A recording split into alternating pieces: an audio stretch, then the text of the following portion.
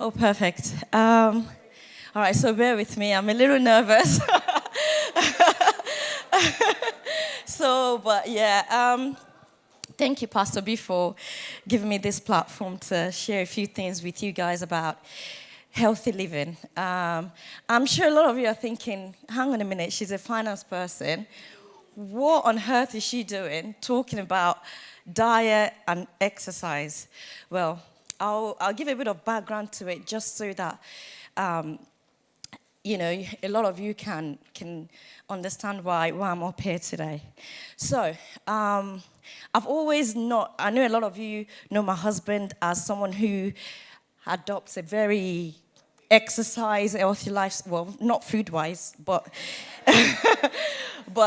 exercise-wise, but we are so completely different. I was not someone who liked to exercise. I like to eat what I want to eat. And I just enjoy waking up every day and doing what I want to do. Exercise, yes, is good. We all know exercise is good for us. We know that diet, eating healthy is good for us. I also know the same, but I have not consistently lived the life of eating well and exercising. Sometimes, maybe a wedding is coming up. When I was getting married, I tried to lose a bit of weight. When I was, my friend, asked me to be a chief bridesmaid, I went to the gym for a bit. I was one of those people that would sign up for the gym, and then maybe life gets in the way, then I just cancel my subscription, and then back to day-to-day life. And until 2018. So something happened to me in 2018. Yes, I'm one of the... I also make excuse for my inconsistency with healthy lifestyle because of I have a pre-existing medical condition. And as part of that, I remember growing up, if I over-exercise, I will have crisis. So I know that if I overwork my heart, I will have crisis. So that puts me off exercising. So I never do it. And when I do it, I try to do it within a tolerable, within a threshold, a decent threshold. But in 2018, I had a massive crisis that nearly killed me. And that put me on a life support, which meant I had 50% chance of living. And, thankfully for all the prayers, when I came off life support from intensive care and I moved to recovery, I had to learn how to walk again. I had to learn how my lungs would work again. So I would blow into this thing, and that would help my lungs revive again. I couldn't breathe properly. I was on a wheelchair for a while. And that was, for me, I didn't realize that influenced my decision later to adopt a healthier lifestyle. Now, the recovery from that crisis was critical. It was almost like you're cashing in on a deposit of exercise and healthy eating that you've banked. If you've never banked it, you can never withdraw from it. So the way we're living our life now, we're depositing. It's going to catch up at some point. So the way, when I recovered, I remember the physio was telling me that, oh, you know what, you've made such a really good recovery. How was your, do you used to exercise? And I'm like, yeah, on and off. And then that's when I realized that the choices that we make will catch up. And in the past, I've always done diet just to try and regulate a healthy weight. Dr. Diola mentioned BMI. It's important that we all know what that is because, I go to the doctors and they always tell me what my BMI was. Before I got married, it would be under 25. But later on, it climbed up to nearly 30, which means I was overweight. I know you look at me and you don't think that I was, but I was nearly 30 BMI. And then I decided that something has to change. I've done lighter life diet, and I've actually done Cambridge diet. If any of you know these things, they're like milkshake type diet. You take it, you lose the weight drastically, but the truth of the matter is you put your body in a starvation mode. You will just binge eat at some point. Right, can I have the slides up, please? So Okay. So maybe try and tap, quick, because of time. So this was me when I came, when I left the hospital, I was around 82 kg. For some people, that's not bad. But again, you have to think about your height.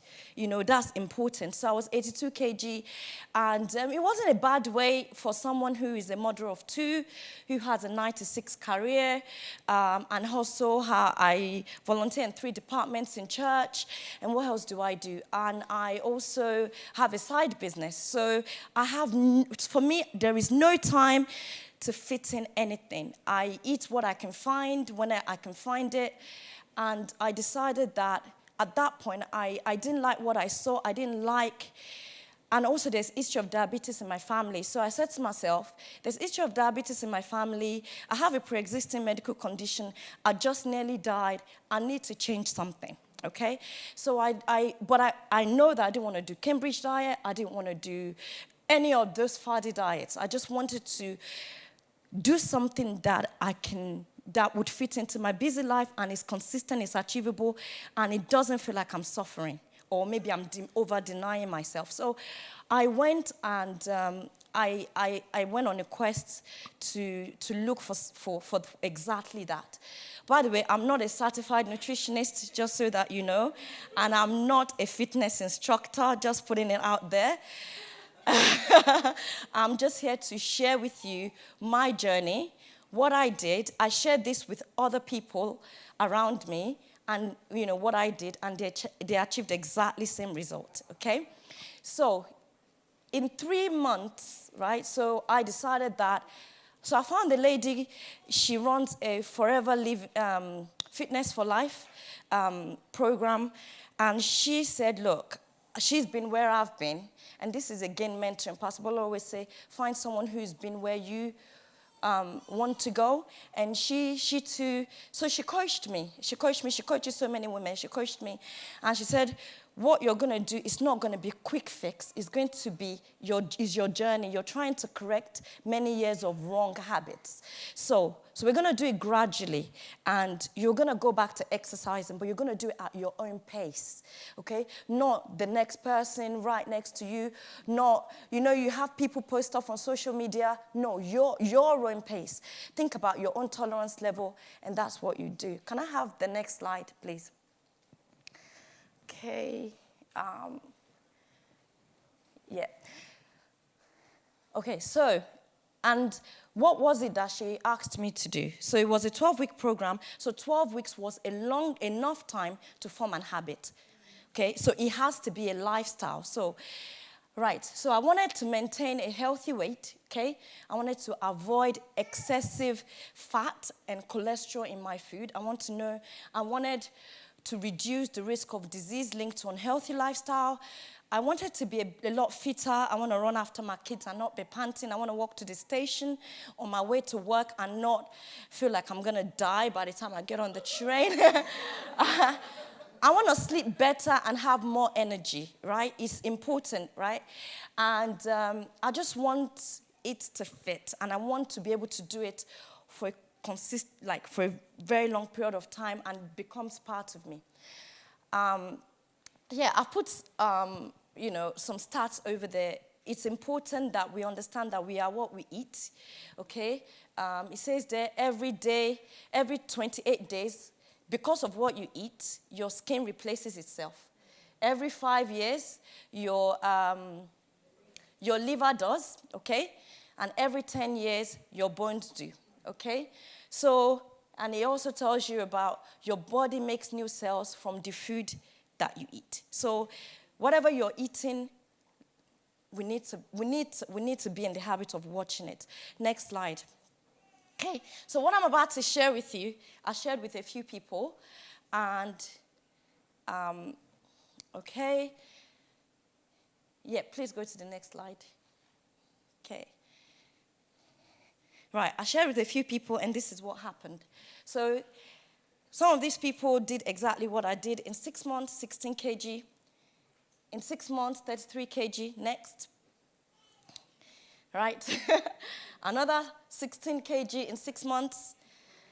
Right? 7 kg in less than 3 months. 10 kg in about 6 months, whatever. So this formula actually works. And if you ask all of them, I'm sure they will tell you one thing is important. One thing they all have in common was they all wanted a change. They desired a change.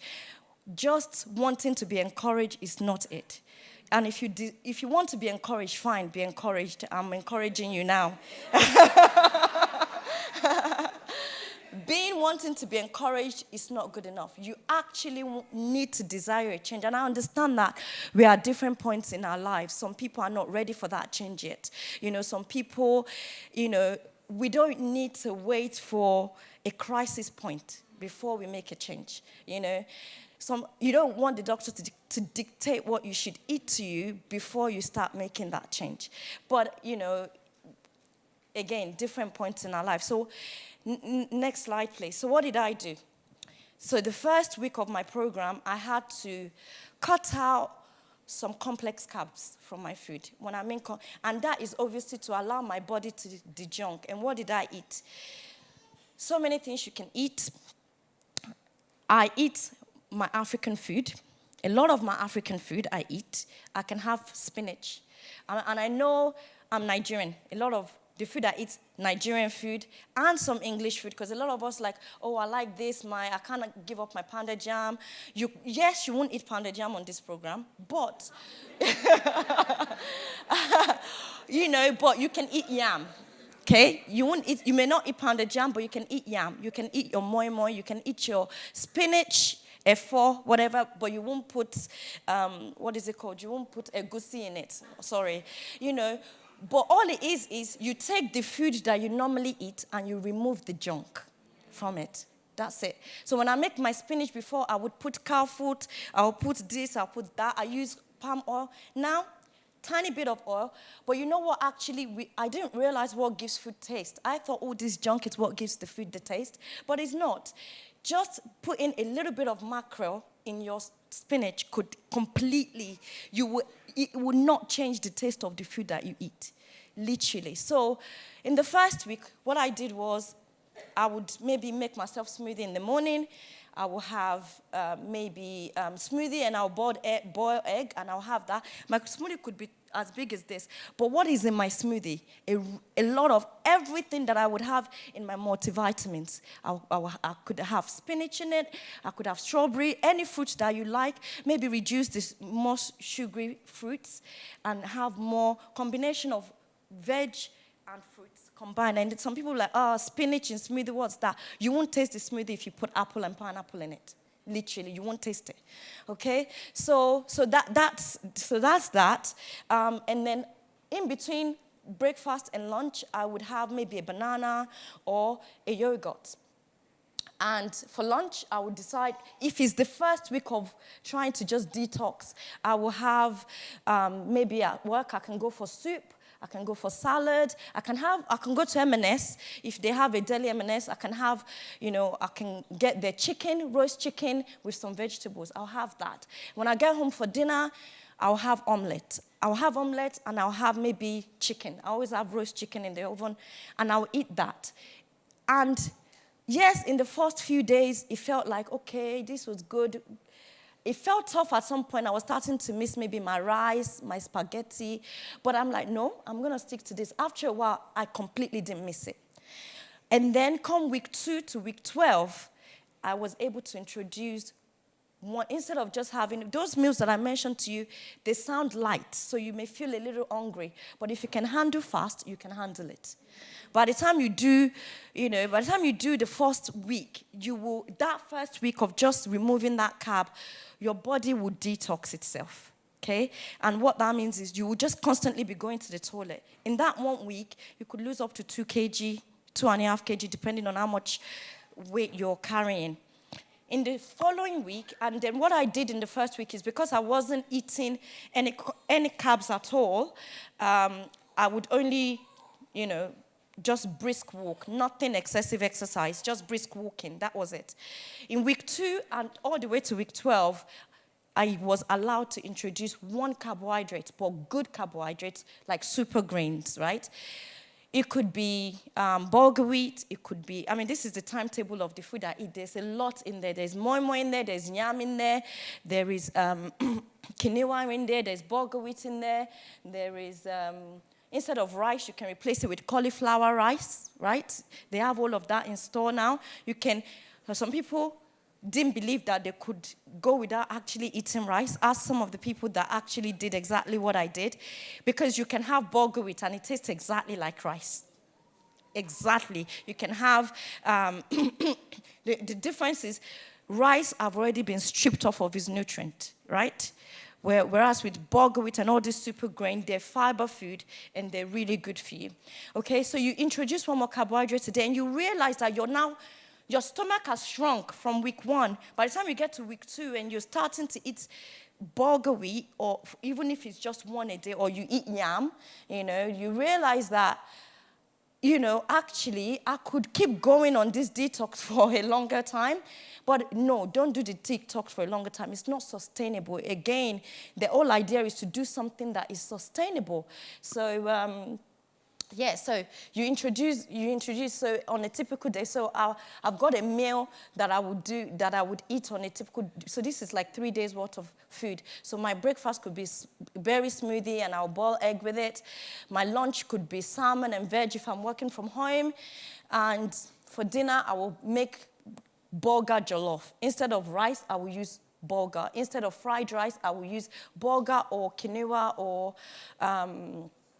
couscous, right? And then on a different day, I decided I want plantain. I can have plantain, but instead of frying my plantain, I'll grill it. I'll grill my plantain and I'll make my nice efo with my plantain. And I'll even put my fish next to it. For lunch, for breakfast, I've had smoothie. For lunch, I've had my plantain and my efo and my fish. And for dinner, I can have maybe salad. If you're not a salad person, everyone says, I don't like this veggie business. But you know what? You'll be surprised. It just means that maybe you've not combined the right salad that you like, And that's it. On another day, I can have fish pepper soup. We all love our pepper soup, but instead of putting all this assorted meat, just put nice fish and less oil in it. You can have curry chicken with, with cauliflower rice if you want to. Now, because I've already, and that's on the food side of it, and you do that, and there is a timetable. If anyone wants the food timetable, I'm happy to share that. And if you repeat that, the key to this is be consistent enough. Try it and be consistent with it for a significant period of time until it becomes an habit.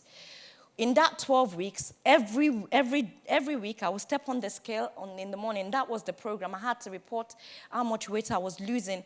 And what I noticed is because I was being accountable to someone on the food that I was eating on this timetable. And because I was being accountable to someone, I realized that in between food, I eat a lot of rubbish. I would snack when the girls can't finish a food, I would just eat it. I could just come home, I would go into the bread bin and I would have a brioche. And that is just, and I realized that when I was accounting to someone on the food that I was eating, there was a lot of in-between food that I was eating and those things were adding up the weight.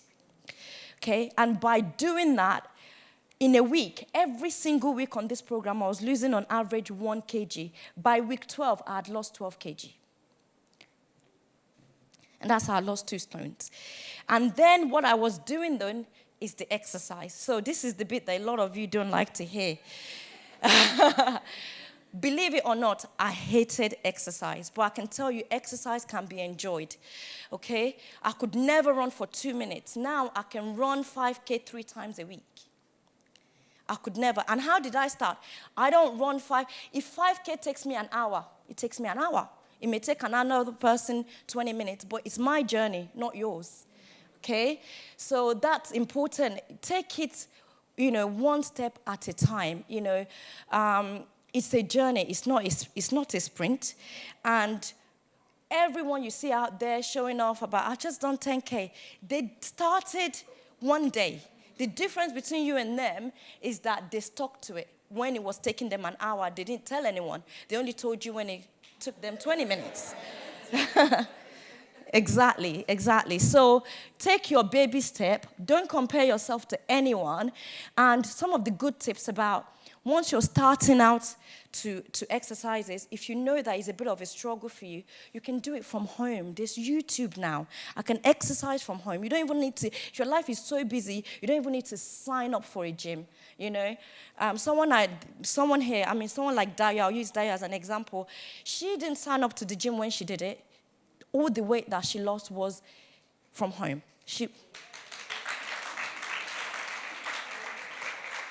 I remember she when the kids are in bed, she would turn, you say, oh yeah, I have kids. When they're off to bed, turn on your TV, get your gym kit on, and you can skip in front of the TV. You can do your jumping jack in front of the TV. You can buy, dumbbells, and exercise is important to work your heart rate all the time.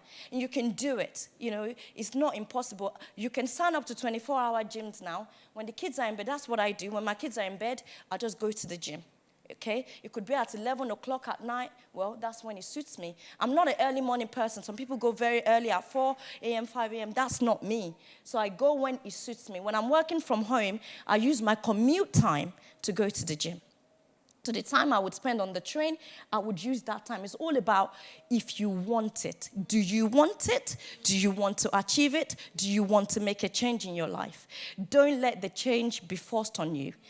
Okay? And when you go to the gym, I see some people in the gym, I use my gym time very well. I've got 40 minutes in here. And in these 40 minutes, I want to burn 500 calories. And I set a target. Ideally, if you're just starting out, maybe aim for 400 calories to burn. As you progress, aim for over 500 calories. If you struggle, even all of the YouTube channels now, YouTube videos, they will give you an indication of how many calories you've burnt after the exercise. I can give you, I can share some links with, of exercise that I do on YouTube if I can't make it to the gym. And do a mix of cardio and strength. What's the difference between the two? Cardio exercise like running, walking, maybe going on a, Stairmaster or whatever it is at the gym. Those are cardio. Those enables you to burn calories, right? And if you combine it with strength exercise, which enables you to build some muscles, you like weight training, that's good for you because what that does is it extends your metabolism, you build muscles, and well after you've finished exercise, strength muscles continue to burn your fat. So when you do a combination of both, it's really good for you. If you need motivation, find an exercise buddy. We have a running club in church. Come and join, and also, Minister is always looking for someone to go to the gym with. If you really need someone, just ask him to come to the gym with you. He would love it, He absolutely loves it, do that. And finally, just to give some final words, if you do decide that you want to go on this journey, these are some of the final tips that I want to share with you. A lot of us, I notice everyone drinks water a lot these days. People always have their bottle of water. That's good. Try and aim for 2.5 liters of water to drink a day. If you can, add lemon to it. Lemon detoxifies the body. Also, if you're going to do this, prepare your meal ahead of time. You can prepare your meal for the week. When you do that, it stops you from being tempted to eat something you haven't planned to eat. Otherwise, if you've not planned it, it's there, you will just eat it. I'm not saying don't enjoy yourself and eat when you go out. You can do that. It's not that you deny yourself. It's just trying to be in the habit of constantly making good food choices. That's what this is about. You can freeze your fruits. Sometimes our fruits are going off. As soon as you see that your fruits are going off, wash them and freeze them. Freeze them, you can blend them into smoothie, you can blend them into juices. That's good for you. And if you step on the scale, some of us have not stepped on the scale for a long time because we are afraid of what we're going to see. Step on it, see what your scale says. Write your kg down, write your stones down, go online, see what your BMI is. Are you overweight? Are you even in the obese? If you are, then start to do something about it. It is achievable. And then I always say take a picture, because I realized that going back and looking at some of the old pictures, I realized how I've transformed. I was looking at some pictures, I was like, oh my gosh, was I that big? But yeah, I think it's important to do that.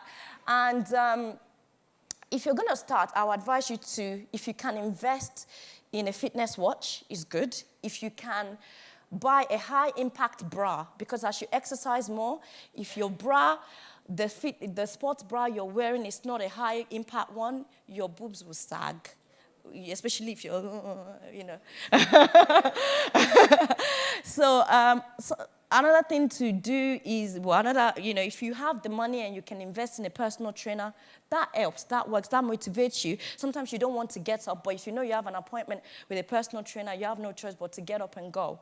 So final words. We can make a change happen, if you really desire it to happen. Results happen over time, overnight. Some people try for a week, 2 weeks, 3 weeks, and they expect years and years of wrongdoing to be reversed in 2-3 weeks. It doesn't work like that. You have to be patient, and you have to stick to it. You have to be committed to what you want to achieve. And for those who are very spiritual here, not that we're not all spiritual, just for some scripture back into healthy living. 3 John says, that you may be in good health, and prosper even as your souls prospereth. So God wants us to prosper. He wants us to be in good health. And he also wants us to choose life. Every time we put the wrong food in our mouth, not that we can treat ourselves, but if we consistently make poor choices, we are not choosing life. It's the hard truth, but it's the truth. And the Bible says in Hebrews 12:11, says, no discipline is enjoyable while it's happening. When you're disciplining yourself, no one enjoys that, right? It is painful, but afterwards there will be a peaceful harvest of right living for those who are trained in this way. Yes, it's not easy at first, but I promise you, the moment you get to almost 1/4 of your journey, it becomes a habit.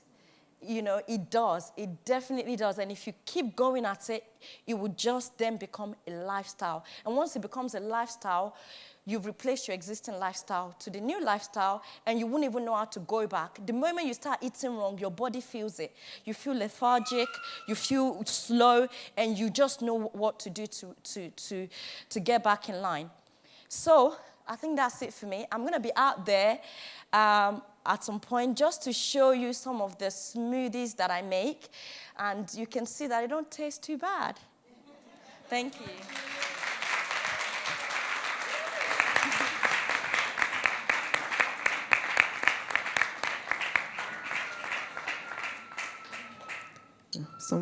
There we go, great. Thank you so much, Jooms. That was such an enlightening session.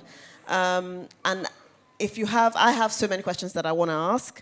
If you've got questions like me about the process she went through and how she's where she is now, how she's built up her habits, by all means, please write questions down. There are papers going round so that she can get a chance to answer a few more questions later on. That was such an enlightening session. Thank you so much for sharing that with us. Let's just put our hands together for Jimmy one more time. That was really brilliant.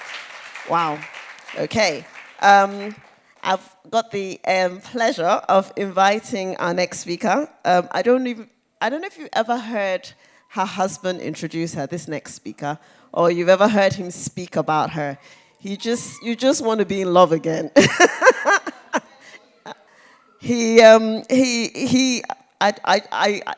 She's amazing, clearly, and she is going to come and talk to us about. Her specialty is in the pediatrics department, so all things children. She is very passionate about that, and she is going to be sharing some very vital information with us. Please, I'm sorry I can't introduce you the way your husband does, so you'll have to bear with my own. Very subdued, mellow type introduction, but please put your hands together as welcome Dr. Olajumoke.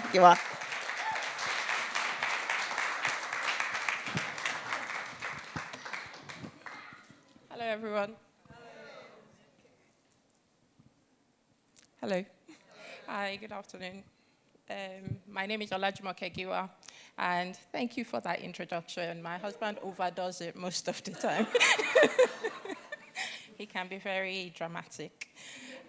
So I work with children, and I'm happy I see a few customers amongst the crowds. I see one who is being spoon-fed at the moment.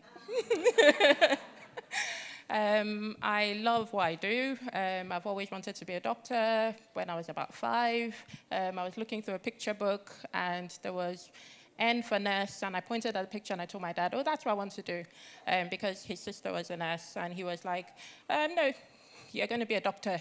So I said, there's no doctor under D. I think it was a door. He was like, no, that's fine. So that's what I've always wanted to do. And then in medical school, it was the pediatric side, and I've enjoyed it. I've been a doctor since 2001, and in pediatrics in the UK since 2010.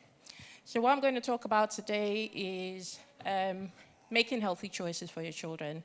And in the theme, I'm so happy I came after Jumoke. I'm happy I'm not talking about adults and diets, but I'm talking about foods for children, because it's sort of like a basis for keeping them healthy, keeping them well. And recently this week, they've been talking about weaning for children, that many moms are quite confused. They don't know when to wean, how to wean, that 51% of ladies filled a survey and said they weren't sure what type of foods to wean with. So could I have the first slide, please? The reason I put my name on there and the letters after my name is because this time last year, after this presentation, I left to go to a hotel, and then the next day, which was a Sunday, I was going to sit an exam, and you all prayed with me, and thank God I passed the exam. So I've got those little extra letters after my name. So healthy children. Next slide, please. Almost always, moms know what to do with their children. Almost always, you have that inbuilt thing that tells you, this is what I should be doing, this is how I'm doing it. But obviously, we have friends, we have family, we have grandmothers, mother-in-laws, who come with all of their advice and all of their experience.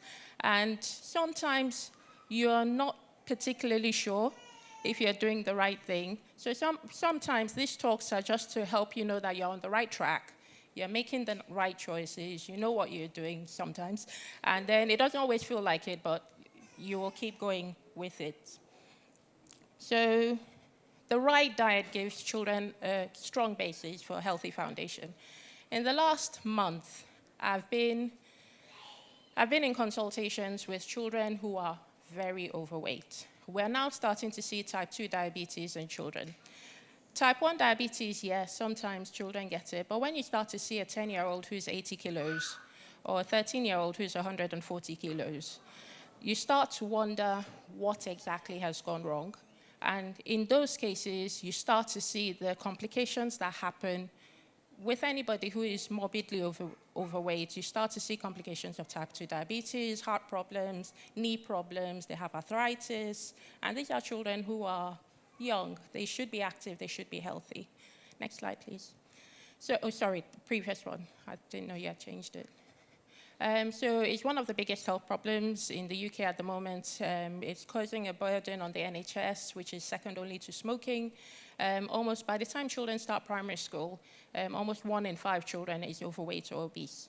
So I used to dread those letters when they used to come in. I don't know if anybody ever got those letters about the children who were weighed, and this is what your children is. They're either overweight or or they're lovely weights. So you're really happy, I'm on track, I'm doing it. So I would say it wasn't my fault when they became overweight, because most of the time I wasn't home. It was the childminder who used to feed them like laborers. So I would get home after the letter and be like, they don't need to eat all of that food. I'll get home and they'd be like, oh, we had rice pudding today. Was that before the breakfast, after the breakfast, when did you have the rice pudding? Oh, Auntie made a lovely rice pudding. So I'll blame the minder. It wasn't my fault. I'm sorry. So they would come in with those letters, and those things are to help you know where you are at. I usually take those things as I'm not binding and cursing. I'm just going to see what it says and act on it. By secondary school, almost 1 in 3 of those children are now overweight, which is, and you can imagine what secondary school is. That gives you problems with bullying, your image issues, emotional issues, depression. It's adding more to the already big stress of being in secondary school. And then, obviously, the problems that come in with obesity. You're almost double the risk of prematurely dying if you are obese. So that's one of the reasons, and I'm thankful to Jumoke for her talk. But unfortunately, there's a big association with being overweight with living in a deprived area. So for some funny reason, you would think that if you lived in a deprived area of the UK, you would not be obese. But almost 40% of cases of obesity are people who live in deprived areas, compared to 27% of people who live in more affluent areas. So there is something wrong. There's something wrong with buy 2 get 1 free, or buy 1 get 5,000 free, low-cost sugary foods and diets. So we need to have that information. We need to know what choices. You have to go into those shops with a mindset, and you need to. I have on my phone a food tracker that is from the NHS. You can actually look at the bar labels, take a picture, and it shows you how many cubes of sugar in each of those foods.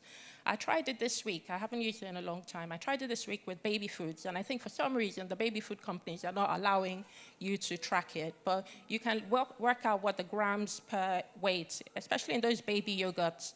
Always be careful. Baby foods, baby rice, baby yogurts, baby drinks. Just find out how much sugar is in all of those products. So the next one shows the Eat Well guide. And roughly, I'm not against cutting carbs. I'm happy I'm talking about children, so they should get it, but you should choose more complex, starchy things for the carbohydrates. You shouldn't choose simple sugars. So simple sugars are like the pounded yam that Jumi was talking about. It has been processed, it has been prepared, so it's removed all of the fiber. What you want in carbs is something that the body can digest, something that has bulk, something that can give all of the vitamins that children need. So it still has, so things like whole grain oats, whole grain pasta, brown rice. I'm yet to meet a child who likes brown rice, but you could try that as well. More breads that have more fiber in it, more whole grain. Those are the type of things that you should give children. They also need, they need everything, and that is the proportion that they need it in. They need a third of their food should be fruit and veg. So with breakfast, always try and introduce a fruit. During the day, introduce little bits of veg as well with all of the foods. The main meal should be, I have lots of pictures for the rest of the slides of what a toddler diet should be, mainly made of the carb, and then you put the fruits and the veg as well. They need about 3 helpings of milk, dairy products a day. And obviously, we're coming to the point when we're talking about having a plant-based diet. So you can get dairy alternatives and alternatives for meat and fish. But with children, I wouldn't particularly recommend it, but obviously if it's something that your family is involved in, then there are alternatives to meat products. So talking about children and health, we're also talking about pregnancy. That is when the child starts to form, that's when the fetus is ready. Some people are not yet in this stage, but it's something to think about when you are pregnant. So in between the times where you're being sick, you can consider the foods that you should be having. Always make a carbohydrate a main part of the meal. So you go with the portion sizes. Yams, fresh food as carbohydrates, and whole wheat should also be part of every meal. You should have 2 portions of protein a day and about 140 grams cooked fish, cooked meat. So it's not just a massive amount of protein, but just enough of that to get you through the day. And it shouldn't be that these are things you take with each meal. So in the course of the day, I should try and think, have I had about a third of my diet today as carbohydrates, about a third of my diet today as protein, or as fruit and veg? And in those things, it doesn't have to be you get a plate, you've got that portion of carbs, that portion of protein, that portion of oils, that portion of... Just in the course of the whole day, in the course of the whole week, have I had about a third as while you're pregnant? You also need lots of fluids. So this 6 to 8 cups of water also counts during pregnancy. Anything that has low-fat milk, that has water, restrict caffeine in pregnancy to just about a cup or 2 a day if you can't do without it. And all of that counts towards your 8 cups of water a day. If you think about it, your baby is almost 90% water. It's surrounded by a pool of water. All of that water is coming from you. However it's going to come, it's going to be there. So if you don't drink the water, the baby is going to take all of it. So you'll be dehydrated, it gives you headaches, it makes you uncomfortable, it gives you heartburn. So you need to drink the water. Okay. And in pregnancy, you need to take some supplements. So folic acid, I think there's quite a push for it, and that helps with your baby's neural development. So you need supplements. So from the time you're thinking, I may be thinking of getting pregnant in 3 months, in 6 months, then you should start taking the folic acid. Also vitamin D. Obviously, we live in a temperate country. We don't have that much sunlight, so every single person needs vitamin D. Children, if you're breastfeeding, you need to give the children vitamin D as well. Foods to avoid, not so much now, because previously there were problems with how food was prepared. So you weren't sure about raw shellfish, ripened cheese, whether they were pasteurized or not, whether you would be at risk of salmonella, listeria. But obviously, things creeping sometimes, which is why we had the deaths last year. People were dying because of sandwiches that had been made by a particular company. So while you're pregnant, it is best to avoid such foods or just make sure that they're gotten from reputable places. And then multivitamins with lots of vitamin A you can avoid. But all of this comes in pregnant care. Everything's a lot easier now. If you have concerns, just ask your GP or your midwife. Breastfeeding. So I say my first statement with a lot of, well, not reservations, but definitely exclusive breastfeeding from birth to 6 months is ideal. But being a pediatric doctor, I see cases when it doesn't always happen. When I had my baby, I thought, breast, baby, no problem. As in, what could go wrong between that process? But you would think that it would just be easy, it isn't. There are problems. I was like, no, open your mouth. No, go left. No, right. Put your mouth where the nipple is. No, it just didn't want to happen. So it takes a while for you to learn how to hold the baby, how to put the breast in the baby's mouth, how to attach. It does take a while, and it is massively painful. But if you've got it in your head that you're going to keep at it because this is the best way for my baby to feed, it does help for you to push through those first couple of days to weeks to months till baby is properly breastfeeding. Even after that, sometimes it doesn't happen. And then even in hospital, we would ask you to give an infant formula just to tide you over that bit. You have not failed as a mother, you've not failed as a person. You just needed that time to move on. And in some cases, some moms are like, no, I have brought the Aptamil, the bottle is there, just bring it and feed the baby. The formula feeds have been are almost the same, give you the same nutrition, but obviously breast milk comes from you, is adapted to the baby. If a baby is born at 28 weeks, the breast milk that you're giving to a 28-weeker is what it needs, and it grows along with the baby till 40 weeks. Also, you're passing along antibodies, immunity, cells to your baby through the breast milk, and that's all of the nutrition the baby needs. You don't need to do anything. When my son was breastfeeding, I knew where unfortunately, Mother Care's closed down now. I knew where all the Mother Care shops were. So I would just stroll through, go in, there was very nice, comfortable mother-baby area where I could breastfeed. And there are lots of help now.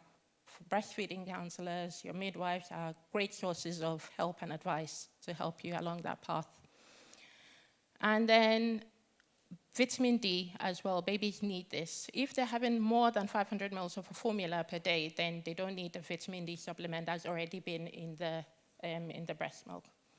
Weaning. So we come to when to wean. So the ideal time to wean a baby is when the baby is able to sit upright, control its head, able to make those movements of holding, grasping, being interested in the foods. For every single baby, there are like how many billions of babies in this world, every single baby is completely different. Between 4 and 6 months, some babies are at that stage where you think that they're giving you the cues to be able to wean. But the ideal time is from 6 months because they're given the main nourishment for the baby is the breast milk or the infant formula. So you start with any foods you have in your house. The best thing when you're about to start is just to start with one, know how the baby tolerates it, go to the next one and the next one. Don't give complex, just blitz a lasagna and then give it to the baby.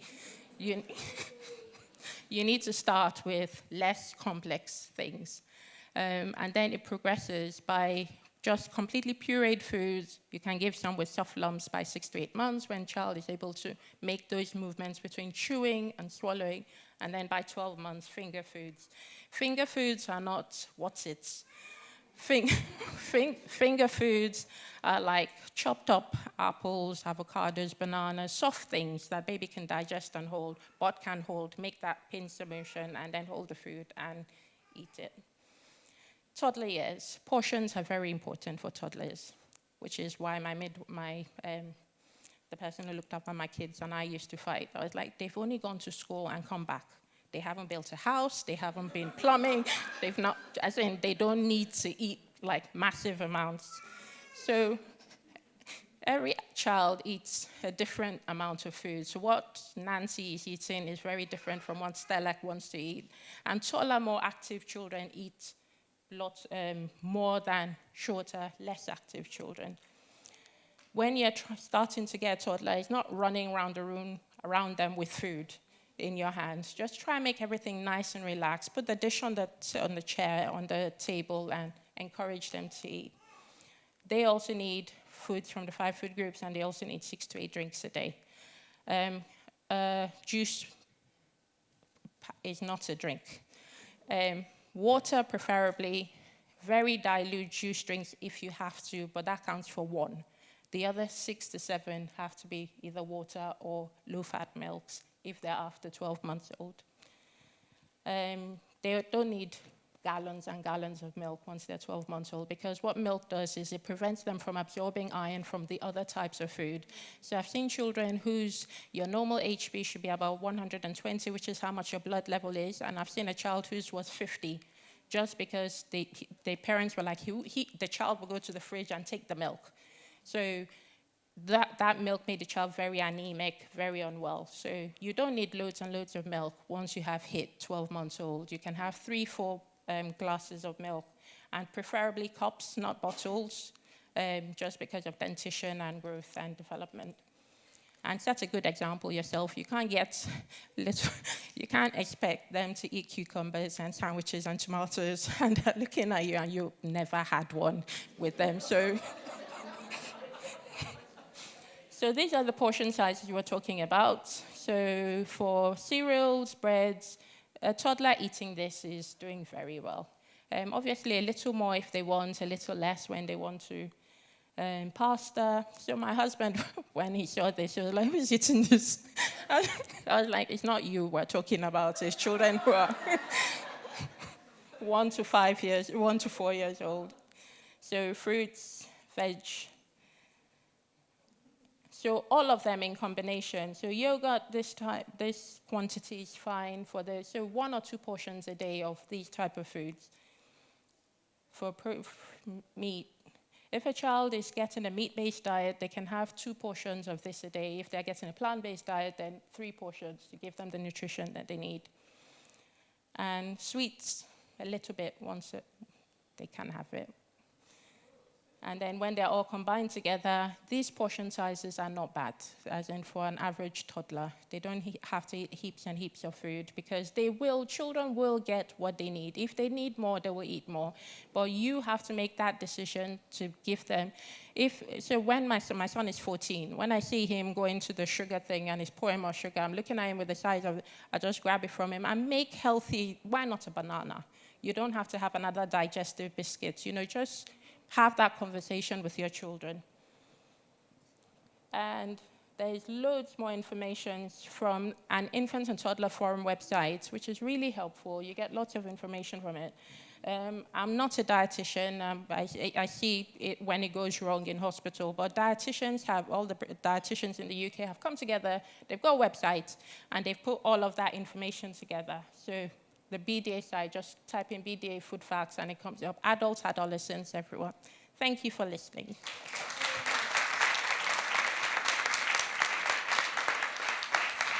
Thank you very much, Dr. Olajumoke.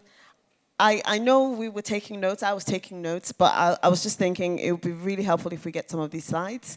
I think some of us would be really, really happy to have the slides about, the meal plans for the children. So we will do our best to make those available to you so that you can, take your time and digest the information, actually get a chance to apply all of that that we've learned today. Thank you so much, Dr. Jumi. That was amazing. And you are right. There's no point telling your child have a tomato you've not had one. There's no point we've got to. So I think we've done it the right order. We've had Jimmy tell us about what we need to change, and we've had Dr. Jumoke tell us about what we need to change for our children as well. So that's amazing. Okay, so now we've been sitting down for a long time. It's not break time yet, but we're going to have a stretch and flex session from none other than our very own stretch and flex experts, Bethel Idwaze. So please put your hands together as a welcome, Bethel.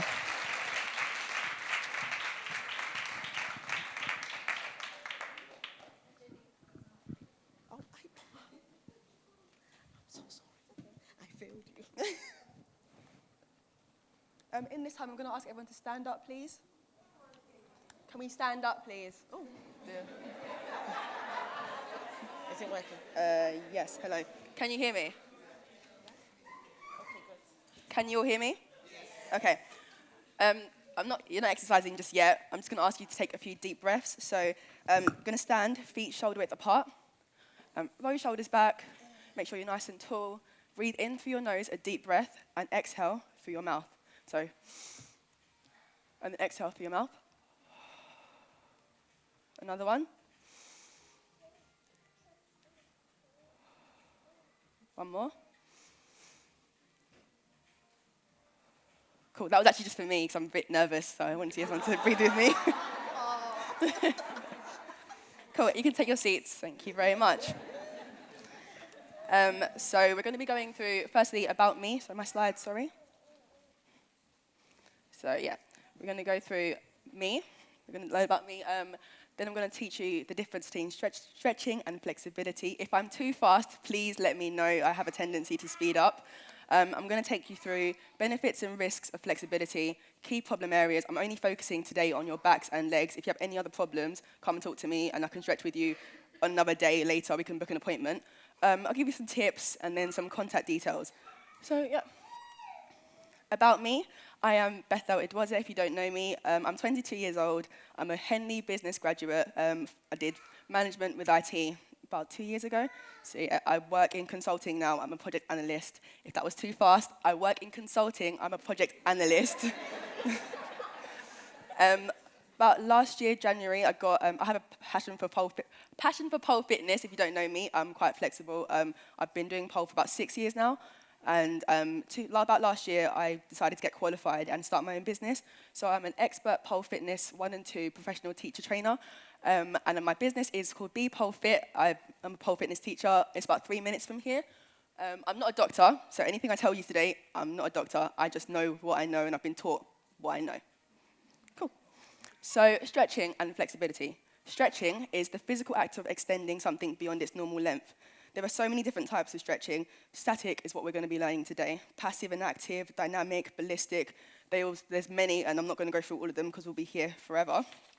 But static stretching, which I'm going to be focusing on, it involves moving slowly to a point of mild discomfort, not comfort, discomfort, then holding it for a long period of time, about 30 seconds to a minute if you can. Flexibility is how far you can move your joint and hold it in the extended position, aka the quality of bending without breaking. So the benefits of stretching, next slide please. I'm not going to go through all of them because I'm sure you can read. If you can't read, just come a bit closer. Sorry. It allows for greater freedom of movement and improved posture. It increases physical and mental relaxation. It releases muscle tension and soreness, reduces the risk of injury pre and post exercise. I don't go to the gym, but I know that you're meant to stretch beforehand and after. A lot of people don't do that, but you should be doing that. It's like a minute. It doesn't have to be extensive. It doesn't have to be a whole session. Just give yourself about a minute to 2 minutes to cool down properly. It increases your blood flow and circulation. It improves your energy levels if you're feeling very tired. Stretch and relax. And contrary to some people's beliefs, it is extremely relaxing. The risks of overstretching, you could really tear a ligament. Next slide, please. There you go. You could tear your ligament or damage your tendon. You can have cold muscles and push it too far. So the key to that is warming up before you do any kind of stretching. If not, if I try and do something quite dramatic now, I will hurt myself. So warm up, make sure your muscles are warm before you do anything too far. Key area, your legs. I'm breezing through this because I'm doing a physical thing, by the way, not focusing on the words. Key area, leg pain. You can get shin splints, your shin is here. You can get muscle spasms. I think they feel like a throb in your muscles. You might know that. You can get a strain. You can get DOMS if you go to the gym or do physical activity. DOMS is delayed onset muscle syndrome. So if you go to the gym, you might feel a bit of achy pain 2-3 days after. That's DOMS. It's normal unless you've overdone it. And you can get tendonitis. Causes of leg pain, sitting down for too long, maybe at work, maybe at home. Try and get up and move around a little bit. Wear and tear if you overuse your muscles too much. Pressure on your lower back and spine, that's bad posture. Injuries and hyperextension, which I'm actually a victim of. Victim culprit, I stand like this. Standing like this, you're putting too much pressure on the back of your legs. So you kind of want to stand a little bit forward, not too far back, not too forward, just in between. Key area, upper and lower back. Types of back pain you can get: aches, stiffness, spasms again, shooting pains, sciatica, and scoliosis. I don't know a lot about sciatica and scoliosis. They're a bit like medical problems. I can't really help you there, but we have doctors here, so that's fine. Causes of back pain, lack of movement again, bad posture. So again, I do this quite often. When you stand, try not to stand like this. It's not nice. It's not flattering. It's not good for you. Try and push and arch your back, but not too far, because that's not normal. Just stand. Stand, like, roll your shoulders back so you can breathe in the way we just breathed before. Like, stand nice and tall. Make sure it's good for your body, it's good for you. You look better, you look more confident. So, yeah. Fashion choices, high heels. If you wear them for too long, if they're too high for you, if they're too small, your shoes, you can get really bad back, you can get bad legs as well. You can be injured, you can have occupational hazards at work, heavy lifting. Don't do any heavy lifting at work, it's probably not your job. And pregnancy, I can't help you there. So if you're not keen on stretching, because I know that not everyone's going to be a fan of it, there are different ways that you can, next slide please, there are different things you can do. So you can get massages, you can see an osteopath like Yimika, you can use foam rollers, they're the little foam rollers. You sit on them, you roll out whatever's the pain area. You can do yoga, which is really good. You can do pole, which I'm a big fan of. You can do Tai Chi, never done it. You can swim, you can do Pilates. So I know that massages, foam rollers, yoga, pole, Pilates, they work. I would recommend those personally. You can talk to doctors about anything else that you want to do. I can't help you there. But yeah, if you want to see me about that, feel free to. I'm just showing, next slide please, some of the stretches that you can do. So the top, heads and necks, you can do your arms. Key thing to notice, the picture's wrong, you shouldn't rest on your elbow. So if you want to do this stretch, either use your forearm or your bicep. Do not rest on your elbow, you shouldn't be here. This is the bottom one to the left, your right, I don't know. That's a butterfly, it's a hip opener. And the bottom right ones we're going to be doing today. That's why they're circled. Next slide, please. Just some tips if you don't enjoy stretching or if you find it quite difficult, just some tips that might help you. The first one, take a deep breath and slowly exhale, just like you did. This actually helps you stretch out your muscles. So if I'm here and I breathe in and exhale, I push my muscles more. Don't know how it works, but it does. When you hold your stretches, 15 to 30 seconds if you want to just start doing them and you're not really keen on it, 30 to 40 or 30 to 60 if you're trying to push for flexibility. And relax, repeat 2 to 4 times depending on your goal. If you want to just relax, I think 2 times. If you want flexibility, 4 times. Was that too fast? I'm sorry. All right, so hold your stretches for 15 to 30 seconds if you want to relax. If you want to actually push for flexibility, about 30 to 60, and then repeat it 4 times. Try beginner-friendly things. Don't look at people who have been doing stretching and contortion for years and be like, I want to do that. You shouldn't do that in the first couple stages. Try beginner-friendly YouTube videos, yoga stretches, routines. Go to your local gym. They have yoga stuff there. Your PT can help you. There's a lot of people and things that you can do and to help you go through it. I can help you as well. Stretch with a partner. I think Jim's put it on before. Accountability is good. When you stretch with 2 people, it makes you want to push yourself harder because everyone has this natural competition thing between you. So yeah, stretching with someone else can really push you further. It makes you accountable. It makes you push yourself more. I'm going to slow down a little bit. You warm up before you stretch. Make sure you warm up. Like we said, cold muscles, they break more. Be consistent. Consistency is key. Dedicate a minimum of 30 minutes each week to stretch. Just one day, maybe break it up, maybe 10 minutes one day, 10 minutes the next. 30 minutes in 1 week, it's not that much to ask. You can do it when you're watching TV. You can do it after you eat, before you eat as motivation. Just make sure you get it done. Make it fun. Make sure you stretch to music. You can make a routine for yourself. You can set a weekly target. Today I want to do this and make sure that my arms reach over my head. This time I want to make sure that I can touch the floor. Set yourself a target so you can beat it for your own self. Please breathe when you stretch. Don't hold your breath. It's bad for you. You might pass out. Breathe. And lastly, and the most important one, listen to your body. Don't push yourself too far. Flexibility comes with consistency, not force. So we're going to stretch.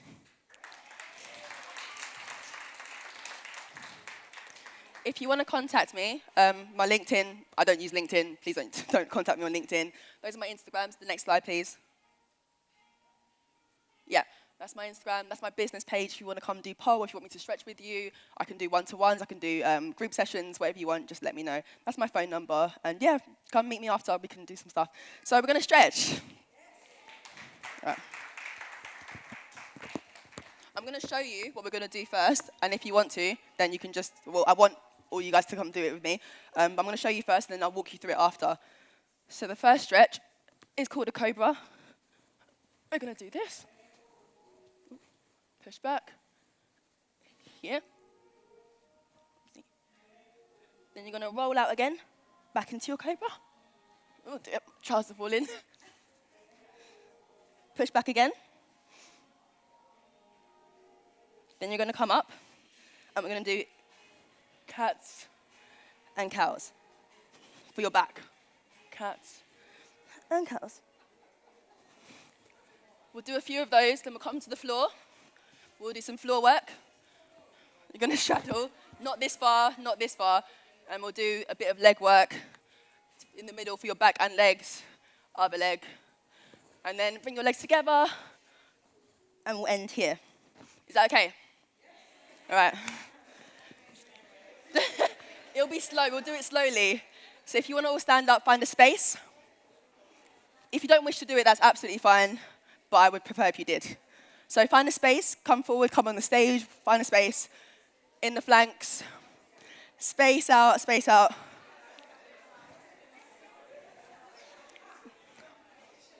Space. Come on the stage, space out, stage. Come closer. There's space here. There's space here.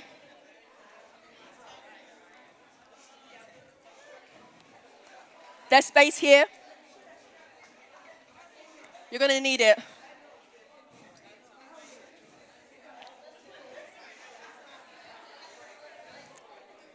All right. Are we ready?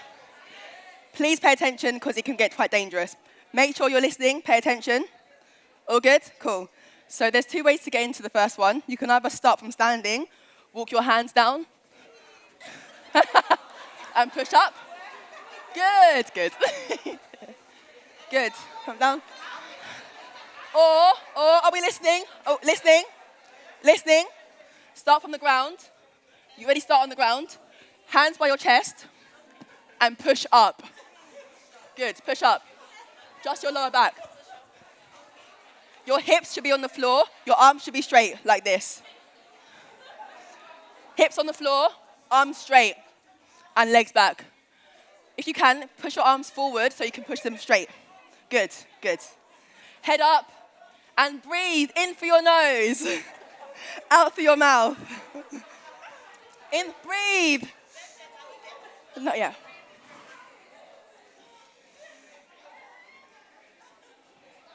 All right, now we're going to push back. So from here, you're going to push back, bum first, and you're going to sit into your legs.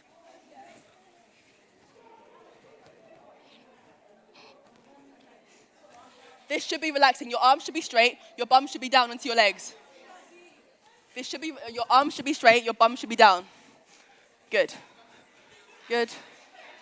Good. You're going to roll out, roll all the way out, back into the first position. Push up, head up.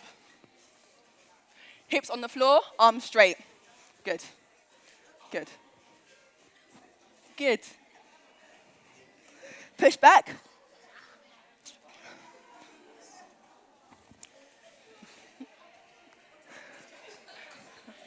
Right now, you're resting, but before you were stretching your back, your upper and lower back.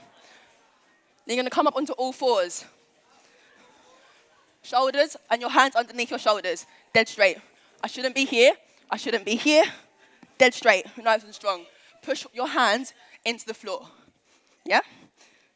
You're going to arch your back like that, and you're going to round your back like that, yeah?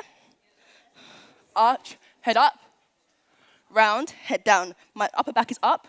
When I'm arching, my lower back is down, yeah? You're stretching your upper and lower back. So upper back up, lower back down. Yeah? Yeah, so to stretch your upper back, you're up and you're arched. It's called cow. When you arch, you do your lower back. Good. So cats, arch, arch, arch. Oh dear. Arch, cats, arch, arch, arch, arch. Cat. Yeah. Now cow, roll out. Yes. Yes. Cat. Cow. Cat. Good. Cow. Last one. Breathing. Cat. Cow. Good. You're going to come and sit down properly. Sit down on your bum. Oh, no. No.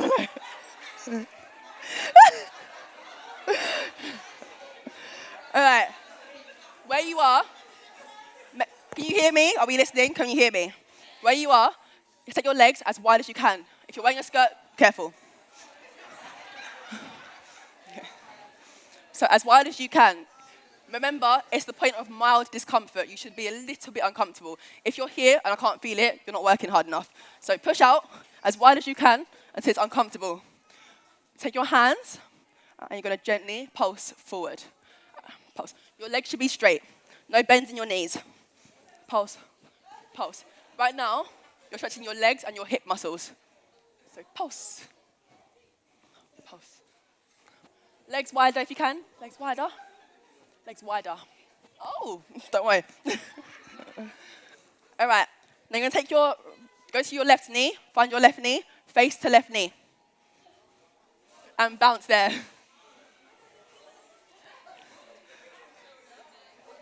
You need to elongate. If it's your back, you need to be up. If you can't feel it in your legs, hi everyone. If you can't feel it in your legs, yeah, ow, my back. If you can't feel it in your legs, you need to make sure your back is up and straight. Don't be arching your back. You should be up and straight. Legs wide, and you're going to your nose to your knee, like that. Like this. I'm standing up, but you should be sitting down. Good. Back to the middle. Pulsing.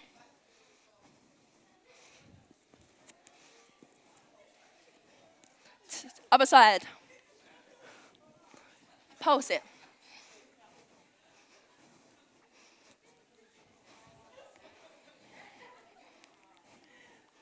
Are we done with that one? All right.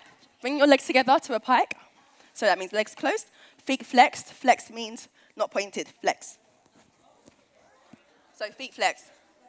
Flexed. Yeah, feet. No, your feet. Feet flexed. Hands up, breathe in. Exhale, touch your toes.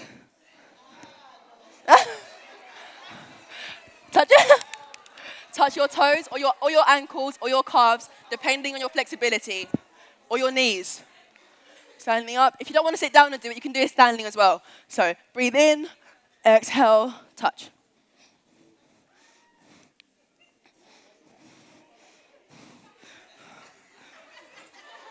This is called pike stretch. All right. Last one. Breathe in. Deep breath in. Exhale. Over. If you can, legs together. Breathe in. Exhale through your mouth. Well done, guys.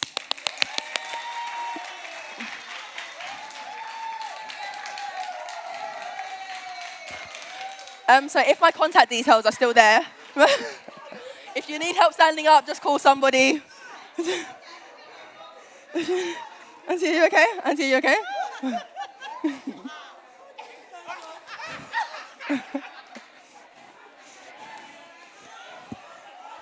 Oh.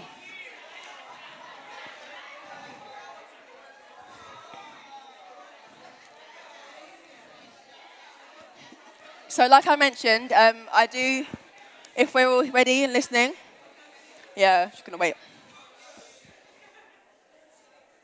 As I mentioned, I do stretching.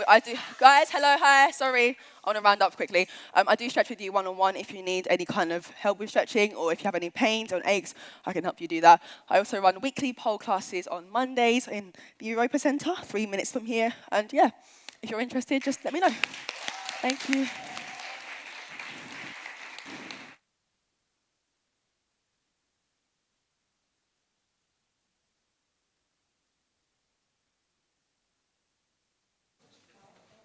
One, two, one, two, one, two. Wow, how was that, ladies? Did you enjoy that? That was some stretching. I saw some stretching out there. That was good. So we've got something exciting to do. So the first 100 people have been entered into a raffle. We've got 2 prizes. So we had a surprise last-minute raffle prize. So we're going to call 2 people from the audience just to make it fair, because if I pick my name, you guys will fight me. So I'm going to call 2 people randomly. So I'm going to have Eben, please come up. Thank you. Round of applause, please, for Eben. Thank you. And then I'm going to pick someone else. Who am I going to pick? Dami, please come up, please. Yes, thank you. Okay. So for the first prize, we have a Nando's voucher. So Eben, please pick out a name.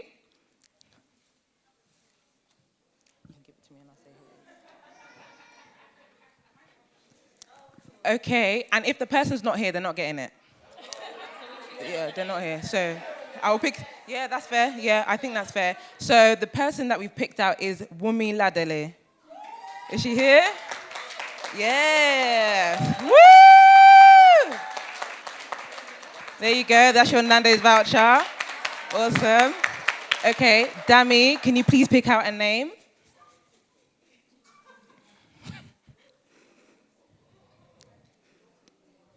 Don't fight me.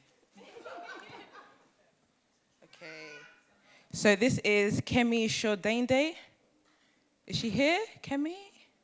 No? Okay. Another name?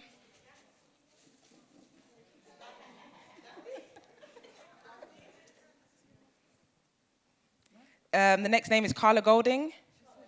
She's here? Hey! Please come up, please come up. Just to give you a round of applause. please see me afterwards and I'll give you the voucher, okay? And it's a spa day for 2. You're very welcome. Thank you for registering. All right, thank you. Thank you so much, Dami. Thank you. Good afternoon, everyone. Thank you so much. I'm sure everyone's really hungry, feeling a bit peckerish at the moment. Am I correct in saying that? Yeah, so now we have our 20-minute break, so please be back in 20 minutes. We have sandwiches, snacks, tea, coffee, water, juice. So we try to provide a variety. We have smoothies, we have fruits, so we have a variety of things for you. So see you in 20 minutes. Thank you so much, everyone.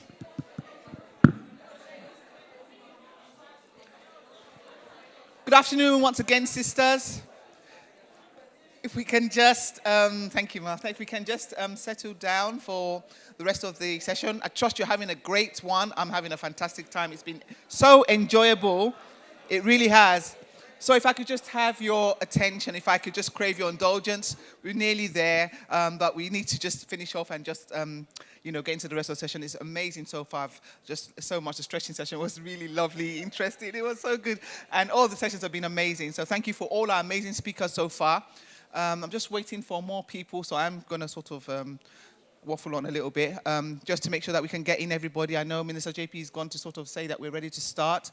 Yeah, because we do have a question and answer session. We do have a number of questions, so we do want to sort of try and crack on, if we can. So thank you very much. So I have the pleasure and the privilege to welcome back Pastor Bola, who's going to finish off her session. I'm really looking forward to it because this next bit sort of is closer to my age, without giving too much away. Thank you. Please welcome Pastor Bola. Thank you, Pastor Gladys. That's cool. It's not even so much my glasses as the wig. All right, everybody. Have you had a good time so far? Are you having a good time? All right. Have you learned a thing or two? I thought, thank you. Thank you so much for the lack of interest at the back. I really appreciate it as well. Is it because I'm not training you to stretch? Everybody at the back, stand up. If you don't come to our church and you're at the back, you won't understand me. But everybody at the back, stand up. Oh, Lumi, they're not like you. You're a baby mother. Just sit down. Okay. Everybody at the back, stand up, stand up. So let me know you are connected. All right. What was one thing that Dr. Deola said that you really took home? Yes, Bookie, want to sit down quick. If your nipple is inverted, you need to speak to somebody about it. Thank you very much, Bookie. All right. What was one thing that Dr. Jumoke said that you said, I got to take this home? Portion control. Thank you. What was one thing that Jum said that I thought, okay, that's me? Come on, girls. The ones that are standing. Yes, to where? If you don't eat fruits, you can't expect your child to eat it. All right, everybody sit down. Thank you very much. All right. I want to talk to you very briefly. I started talking about enjoying every stage of life, and I want to talk to you very briefly about the 30s and the 40s. I talked about the teen years. I talked about what to expect in the 20s. I need to talk about what you need to give attention to in your 30s. In your teen years, I talked about the fact that it's a dependent year. In your 20s, you get to the point of trying to work out on independence and development. 10 years exploration and education. 20s, development. You got to know what you're good at, your talents, what you're really good at apart from your 9 to 5 in your 20s. If you don't, you've missed out on something. And then we're going to talk about 30s. But just before I do that, the scripture I read to you earlier in Ecclesiastes chapter 3, in the NLT, New Living Translation version, verse 9 says, what do people really get for all their hard work? I have seen the burden that God has placed upon us. Yet God has made everything beautiful for its own time. He has planted eternity in the heart of men, but even so, people cannot see the whole scope of God's work from the beginning to the end. As a young lady, you will always evolve and you will go from stage to stage. You can't see the whole scope of God's word from the beginning to the end, but you have the responsibility of living out what God has put inside of you. So, in the 30s, what should you be or what should you be looking out for? I said to people, it's not about chronology. If you miss any of these stages of life development-wise, you will leave it. It doesn't matter when. If you miss what you're meant to discover in your teen years, it will either be a missing limb all the days of your life, or it could be something you will look for when you are in your 20s, 30s, 40s, and so you will want somebody to give it to you. The problem is it could end up becoming a husband's job. Pastor and I usually say that some parents have done a botched job, and the husband has to now carry the cross for the rest of his life. And so, sadly, it is not about chronology. So you could be in your 30s. When it comes to development, you will still be in your teens. However, what do you look for? What should be the area of focus in your 30s? Number one, how to balance life. How to balance life. In your 30s, you go from independence to becoming the dependent one. And nobody teaches you how to do that. You just always have seen your mom do it, and you just assume you know how to do it. There is no school that teaches you how to be a wife and how to be a mom. And some of us get lumped into those two together within the same year. So you're expected to mature enough to know what you're doing. I mean, Dr. Jumoke said something earlier. Many of us know what to do. Do you really? So, yes, you do know how your child feels, but do you really know what to do?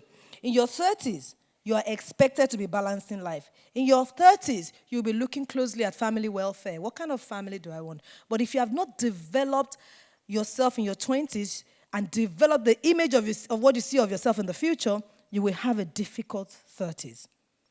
Because 30s is not really about you. Most of the time when you're in your 30s, you had a child, and that child has demand, and they place a lot of demand on our lives until they're in their early teens. Even there's still demand. Not just that, the spouse is now getting married. The husband is marrying you because he wants a companion, they say. But he actually wants a helper or somebody that takes over the job of his mom. So he really wants someone to take over the job of his mother. His mother used to make his meal. His mother used to clean his clothes. His mother used to clean the house. I'll tell you a little story. My son, the very first year he went into uni, I said I wasn't going to tell stories because I didn't have time, but I have to tell you stories. Otherwise, you would. My take is this. You will always remember the story even if you don't remember the lesson. That's why I tell stories. The first year I went to uni, the very, very first week, he said he was shocked to discover that nobody replaced the tissue paper in his bathroom when he finished. He didn't know. He said he was halfway through his business because he realized that there's no tissue. He thought, where's tissue? Because it didn't matter if he finished in the past, somebody puts it there. He said he ran out and he was thinking, I want to go back home. So this spouse has married you, and whether you believe it or not, when he gets married, he's thinking somebody continues the job. But you get married thinking, oh, somebody will take care of me. But in the 30s, you don't get as much taken care of as you had in your teen years, or even in your 20s, particularly if you have a real strong connection with home. So it is time to balance life. It is time to balance family. It is also a time to develop routines. If you don't have routine in your 30s, life just runs away. And that's what leads to resentment. A lot of people in their 30s, they get very, very resentful of the spouse that God has blessed you with, that you really, really love, but because there's no routine, of the child that God has blessed you with. I remember very, very strongly, I'm a enjoy every stage person. But I remember when I had two little children in my 30s. I can never forget this day. I mean, when I had one, it was easier, in my opinion, than until I had two. And then I had two. And my daughter I felt she was interesting. I felt she put more demand on me than my son. But I put it back. I realized it wasn't so. It was just that when I had my son, I was living in a cow farm, so we're 24 hours together. I wasn't like a working mom I was when I had my daughter. There was a difference in the way I was, the work pattern or the work style. So I just realized that all I did through the day was go to the toilet, go make a meal, go this, go that. I just go around in circles in the house. I remember one day thinking, is this why my dad sent me to school? Just to sit down here and just be changing diapers. And I felt so upset. And meanwhile, I have a very, very supportive husband who will come all the way back home from work, put me back in the car at least 2 or 3 times in a week and take me back out and say, Bola, let's dream. Dream again. Life is beyond the bedroom and running after children. But even at that, I still felt like my life was just about, and I couldn't define what I was meant to do. And I think, I know so much. I am so much. I felt I was this, that, and the other, and I could add more value left, right, and center than just where I am or where I was at that moment. As God will have it, I'm not the kind of person that wallows in, so I was able to snap out of it ever so quickly. But some people don't just come out of that thing. If you don't establish a routine, it just rolls out of your hand, and before you know it, you're extremely resentful. Another thing is social involvement. I'm a highly, highly involved church member.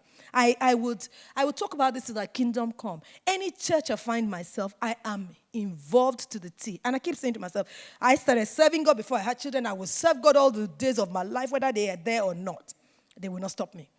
If you don't get involved, so for me, I'm not into socials as a partying and things like that. I'm not the kind of person that have loads of friends. My whole life has always been a church community. So because of that, I socialize there. I make my life about there. And I believe very strongly in mentoring. I choose people whose children are around the age of my children as my friends. I'm very deliberate. The reason being, if my son is not doing well and I think he's doing well, I watch somebody and say, oh, I could do better here, and the other. That stage of life in your 30s, nobody teaches you because your parents think you know what you're doing. Your husband thinks you got it all. Your workplace, they think you're a manager. And then, but when your child misbehaves one way or the other outside, everybody start looking at you in a funny way. They won't even tell you because you're in UK. Where I come from, everybody tells you, you should do it like this, like this. In UK, they think, oh, rubbish mom. How do I know that? There was a time we went to school. And that's another time that let's look at vulnerabilities. Vulnerabilities in this place is continued exhaustion. You're constantly tired. You feel like you're juggling so many balls. In your 30s, you feel like you're juggling so many balls and you can't please anybody. You can't please the child. You can't please the boss. At work, you want to leave work early because child is, and then they say you're not professional enough. At home, you feel like you're not there enough.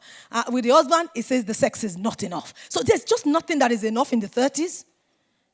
And if you're not careful, you fall into that challenge, particularly if you're a married person. I remember when my kid was young, or kids were young, my son, we had an au pair. I had a living au pair, so that helped a lot. And I remember I got to school one day for one of these afternoon shows. In those days, they used to put programs, school plays and all those things. They used to put them like 2 p.m., 1 o'clock, 12 o'clock. Okay, like you're not meant to go to work. So, and then this particular day I came and someone said, oh, Ash's mom, you made time for him today. I know, what kind of statement is that? You made time for him today. And I remember Asha said, oh, mom, I'm so happy because now everybody will know Auntie Justin is not my mom. Auntie Justin is white. She's not your mom. So even particularly if you have a child that is vocal enough to tell you, you're not there. So you're constantly feeling like you're not there and you're stretching and you wake up, you're tired. You go to bed, you're tired. That's a very vulnerable stage. Another thing there, self-neglect. It's that stage of life, the 30s, that you neglect yourself the most. You let yourself go. If you're not careful, you can let yourself go. Whether you're married or you have children doesn't really matter. Because in your 20s, you've really hyped it up. Even if you're single, you've hyped it up so much in your 20s, and then you get to your 30s, it's like, well, I hyped it up so much, there's no guy anyway, so what's the big deal? And then before you know it, you'll neglect yourself. And even if you're married and you have children, in your 30s, you can neglect yourself because it's never really about you. You don't wake up in the morning and think, oh, so in your 20s, you used to think, what am I going to wear today? And so on and so forth. Or maybe if you're still single in your 30s, you think like that. But if you're a mom of 1 or 2, the first thing is, what's Junior going to eat today? Then you now worry about what the spouse is going to eat. And if you have a kind of husband that doesn't, that says, yeah, anything you do. And then you make the anything and they say the anything is not good. So if you knew you were not going to eat rice, why did you say anything? Anything is anything. To be honest, my greatest worry, my greatest challenge in my 30s, if I had any, is to think about the next meal. Because I'm not the greatest cook in the world. And I don't know how to do now I can do meal plans. I have time. Then so the whole idea of thinking it through, although I haven't said that, routine helped me a lot because I now did a timetable. Everybody, you eat this on this. I don't want you eat it. Those are things to watch out for in your 30s. Another thing is poor diet. I mentioned that. Stress. Stress is very strong in people's lives in their 30s, and you have to be very careful. Again, because you're trying to juggle so many balls. Another thing there is health issues. Sometimes people develop health issues they never had before. It could have a lot to do with the routine or the challenges of life in the 30s. If you're in the 30s and you're single, worry can then become can create many other health challenges. If you're 30s and you're in a rubbish relationship, that in itself is stressful. If you're 30s and you're married and the marriage is not going the way you originally planned for it in your 20s, that is another stress point. So 30s, I personally think, when it comes to the dependencies and the people around us, is a very, very difficult time. And it's a time that we tend to forget ourselves, but you can't afford to. You know the reason why? Because you're almost getting into your 40s where you begin to question. So in your 30s, it's a time for you to learn to balance life, because there'll be many balls to juggle, many plates to spin. So what are the life recommendations? The very first thing is have a health routine. Have a health routine. Tell yourself, Jim said it earlier, Jim's mentioned it earlier. Tell yourself, I don't have time, but I'm going to stand in front of a TV and do shadow skipping and do this and do that and do the other. It doesn't matter what you do. That brings you back. And the truth is, if you feel healthier, if you feel better, you actually relate better. In my 30s, I realized that my first statement when I walked through the door is, I'm tired. Like, everybody just leave me alone kind of thing. I'm tired. And I remember the day I repented of it was there. I walked through there and my son said, Mom, you're tired, right? I thought, no. I don't want to be defined as a mom that is always tired. He didn't send me to work. So you have to be very careful. So set yourself a health routine that would help you gain your strength back. Another thing that is a life recommendation, me time. Me time is very important. Find it. You know where you find it? Early in the morning before everybody wakes up. And if your family members are the type that always wakes up or wakes you up in the morning, in the night, any which way find your me time. Find a 15 minutes window in the day, even if it's at work. Put your headset, put something in, and just shut your eyes and dream again. And remember what you planned your 30s to be. If you don't do that, nobody will do it for you, because 30s is the time that the world depends on you. Even if you're single, your workplace is depending on you. The team members that have children, they will leave and the boss expects you to stay.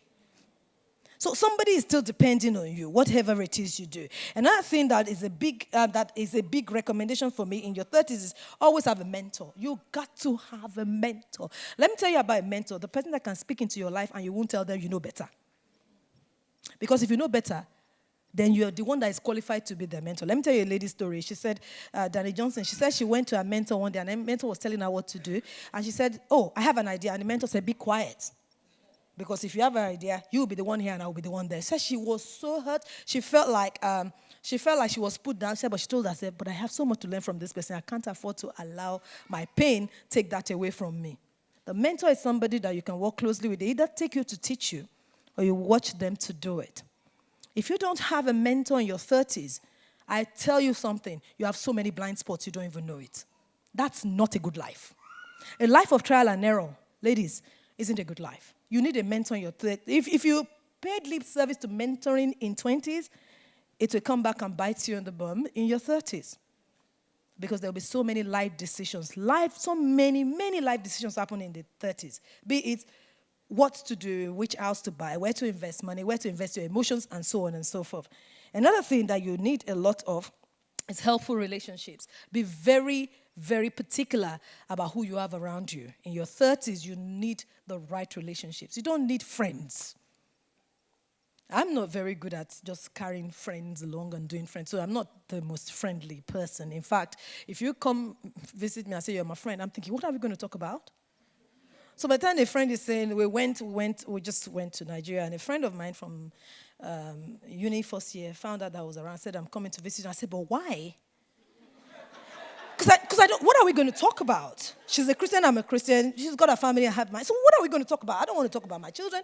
You don't want to talk about yours. Am I going to talk about my husband? I don't want to. She just became a widow. The first time she came around, she stayed for like 3 hours. 3 hours, and she was telling me, okay, I understand. She was telling me how her husband died suddenly and the pain of that. And I get it, and I had time for that because it's pastoral care. But when she said she wanted to come again, I said, but why? I don't know how to. So people say, you're not friendly. Everybody just thinks you're friendly. I don't know how to do it. However, I will just say to you that you should have good friends that add value to you. But I will spend more of my time with my mentor than I will spend with any friend, personal opinion, because I gain more from the mentors. And lastly, journaling. Journaling. I highly recommend journaling. Write down. Every night when I'm going to bed, in my 30s, for the better part of it, and I still have my books, I write down. I write down how the day has gone. I write down the things I think I've learned. One of my greatest challenges in my 30s is I used to say everything I feel. I said it the way I felt it. It didn't matter how anybody felt. It was a major development issue for me. I had it in my 20s, but it got worse in my 30s. So my frustration was coming out through my mouth. And I had to learn to manage that. So there are some days in my journals where they, today I failed. Because I said 10 words when I should have said only one. I said the wrong thing, and I wrote it down. And I look back at those things and I'm thinking, I'm so grateful I wrote these things down. Because you can never remember a lot of things, and I can use it to teach people now. So when somebody says, how do you know what to do? No, it's because I journaled and I remember through the journals. I don't remember things a lot, but I remember through the journals. Write down. It actually helps a lot. And then in writing down, you can also write your prayer point down or whatever God says to you that day. Your strong relationship with God is what will sustain you through your 30s. If you don't have it, you will be floating. You will float. Whether you're single or you're married, doesn't matter. Things will happen that will make you float. Okay, let's talk about 40s. In your 40s is your years of maturity. It's a time that you should have discovered purpose. You should have. So in your 30s, don't play with discovering purpose. That's why you have to be methodical in who you hang around, in what your mentor says about you, in what healthy relationships say about you. So maturity is in the 40s. Wisdom years in the 40s. If you lack wisdom, you know that's why they say a fool at 40 is a fool forever. If you lack wisdom in 40s, you can't find it again. It's sad, but you can't. So you see some uncles that are 50s and you're thinking, how did my uncle become like this? They didn't find it earlier. It's true. I mean, you're laughing because you can imagine some of those uncles. I had, a precious uncle of mine. Teaching and sharing is the primary thing. In the 40s, you have learned in your 30s. So it's time to teach somebody else. Teaching and sharing is the biggest part of being 40s. If you're a 40-year-old person and you don't have anybody you point to, that's a disaster. It's wrong. It's wrong. Be intentional about it. Tell yourself, this year, I'm going to have 10 people. I'm going to have one person. I'm going to have 2 people that I point to. When I was in my 20s, I discovered that I was an encourager. From day one of that time, all through my 30s, till date, I will encourage one person a day. It doesn't matter where I am in the world. It doesn't matter whether there's telephone or not. There's not been a day, since my 29th birthday when I discovered. There's not been a single day that I've not encouraged one person. Because that's who I am. So I intentionally do it. If you say, oh, people, you are encouraging me, that's who I am. So make sure that you work on that. Reflecting is important. Passing on legacy is very important. Even much more so in your 50s, but that they are sending me out. Let me tell you, vulnerabilities. Your body and your health condition is very important. Watch out for your health. Reduced in agility and strength. It happens towards the end of your 40s. You might not be able to do as much as Bethel was telling us to stretch. If you couldn't go all the way to your legs, it's not just you. Emptiness and loneliness. It happens towards the end of 40s. If you have a relationship with your husband and you haven't built it over time, it shows in your 40s. It really, really shows in your 40s. That's when you struggle the most. Now, what would I suggest for you? Exercises, self-care, we're back to that. Mentoring. Make up your mind to mentor. When you teach people, you never lack. I heard this adage that says, a pipe that carries water never lacks. If you carry water, you will never be dry. So always be intentional about teaching other people and then pursue significance. If you're in your 50s, just do what you used to do in your 40s. I hope that was helpful.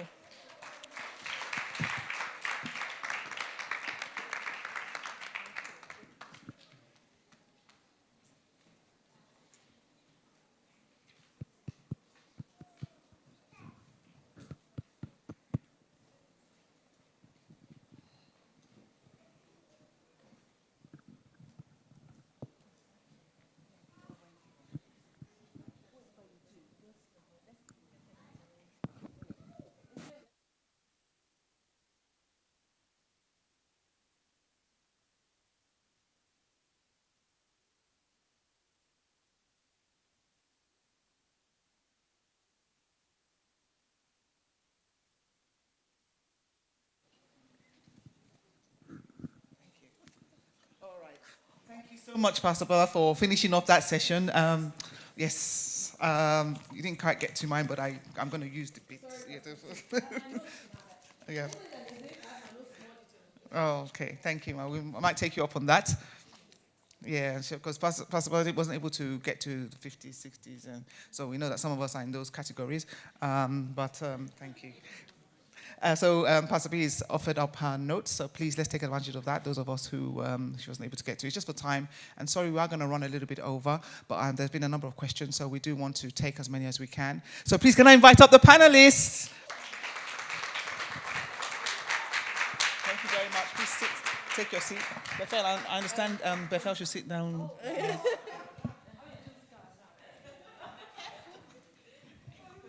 Yes. Okay. Sorry, once I give me on in order, these four.